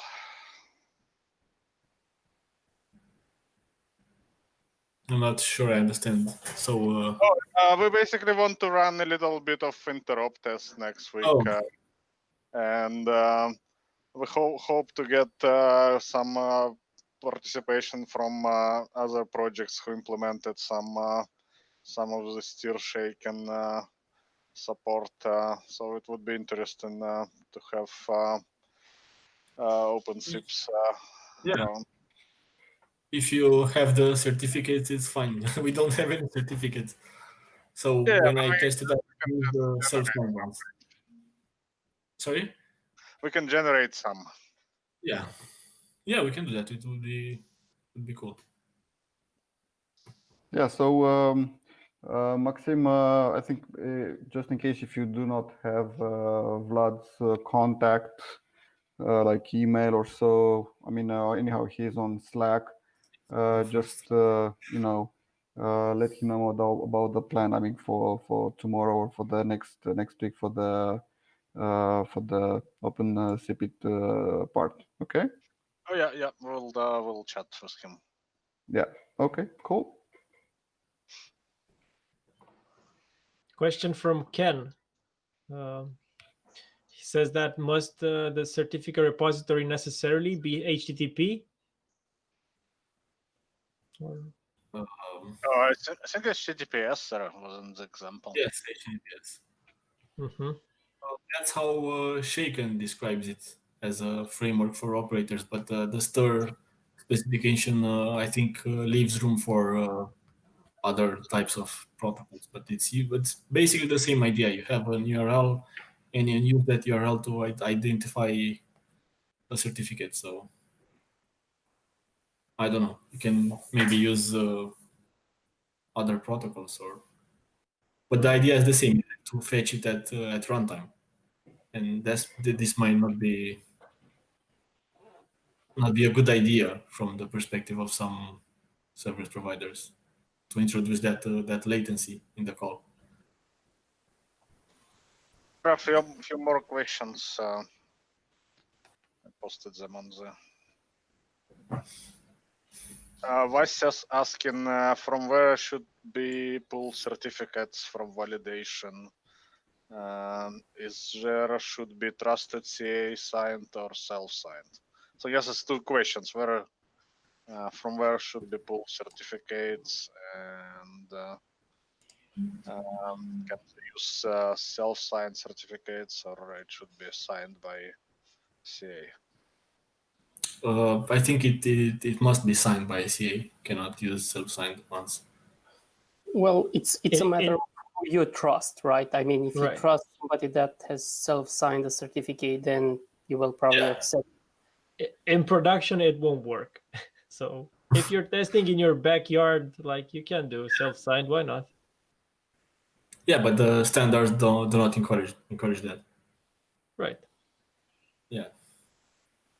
Oh, and the first one, where should be pulled certificates for validation? Not sure I understand what he means by that. I think it's probably related to the certificate authority who generated those certificates. It's essentially who you trust, whether you trust a self-signed authority or somebody like the real certificate authority.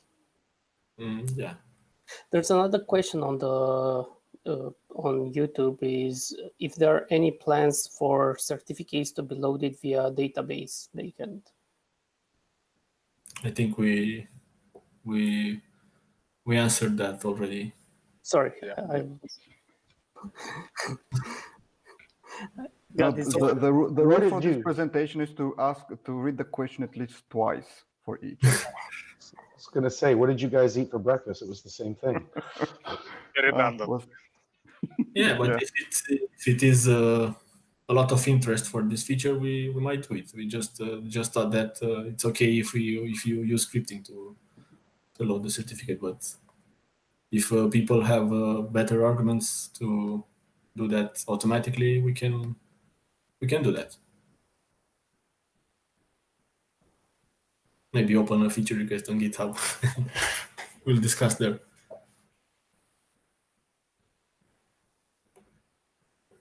All right, I think that's probably all we have from.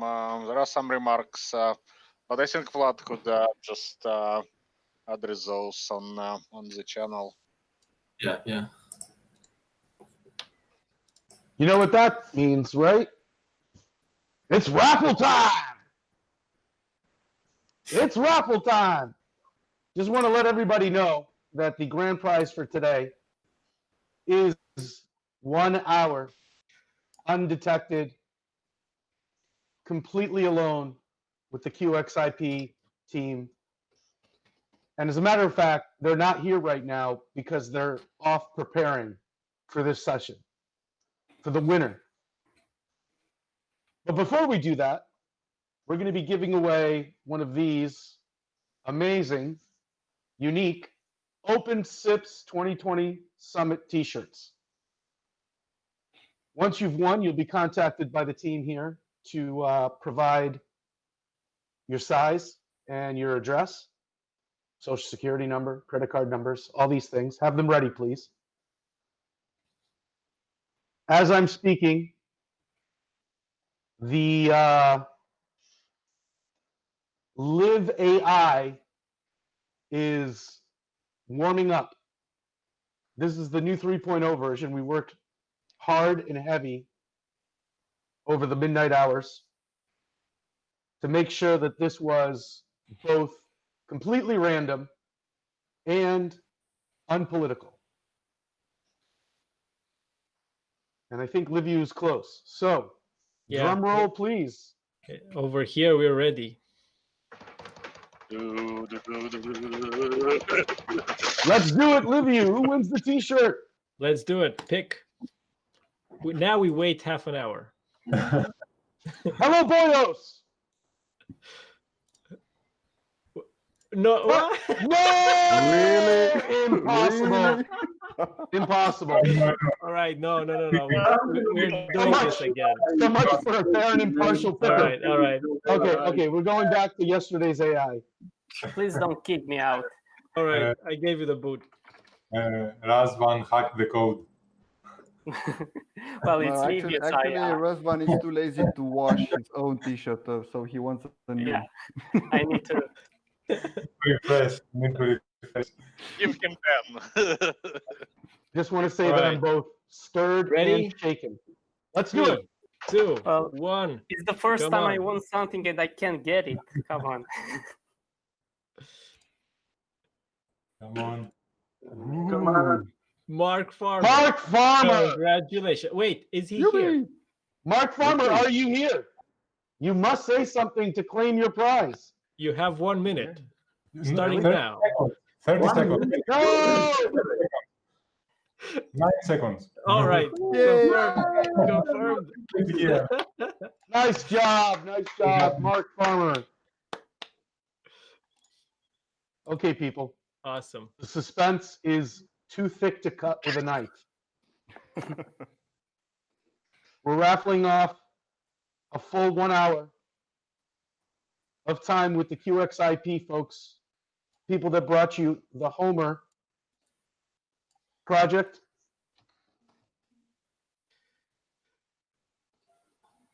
And some Review? kills.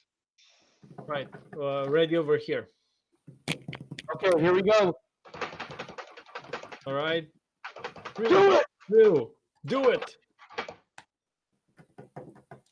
Wait for it. It's going to be Razvan again. Probably. No, Liviu wants it. Yeah. Wow. Like, Wow, this is terrible. Really? this Really, is Liviu, horrible. You have to believe that this is random, right? What a stupid app. It's random, yeah, it's random. But believe it. What? What a stupid app. It makes it completely obvious that we cheat. Figure yourself out. All right. Take 2, 3, 2, 1.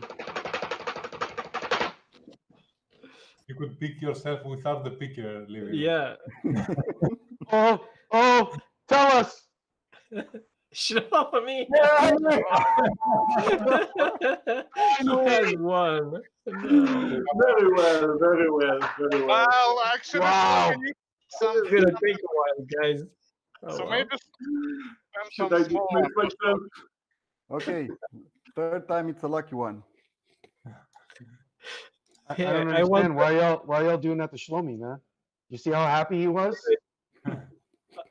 I'm not even making the drum roll. Come on. No, You're I'm giving not the either. t-shirt again, Liviu. It's too much. It's going to be Bogdan now. Yeah, now it's Maxim time. I think it's Yeah, we- time to get it.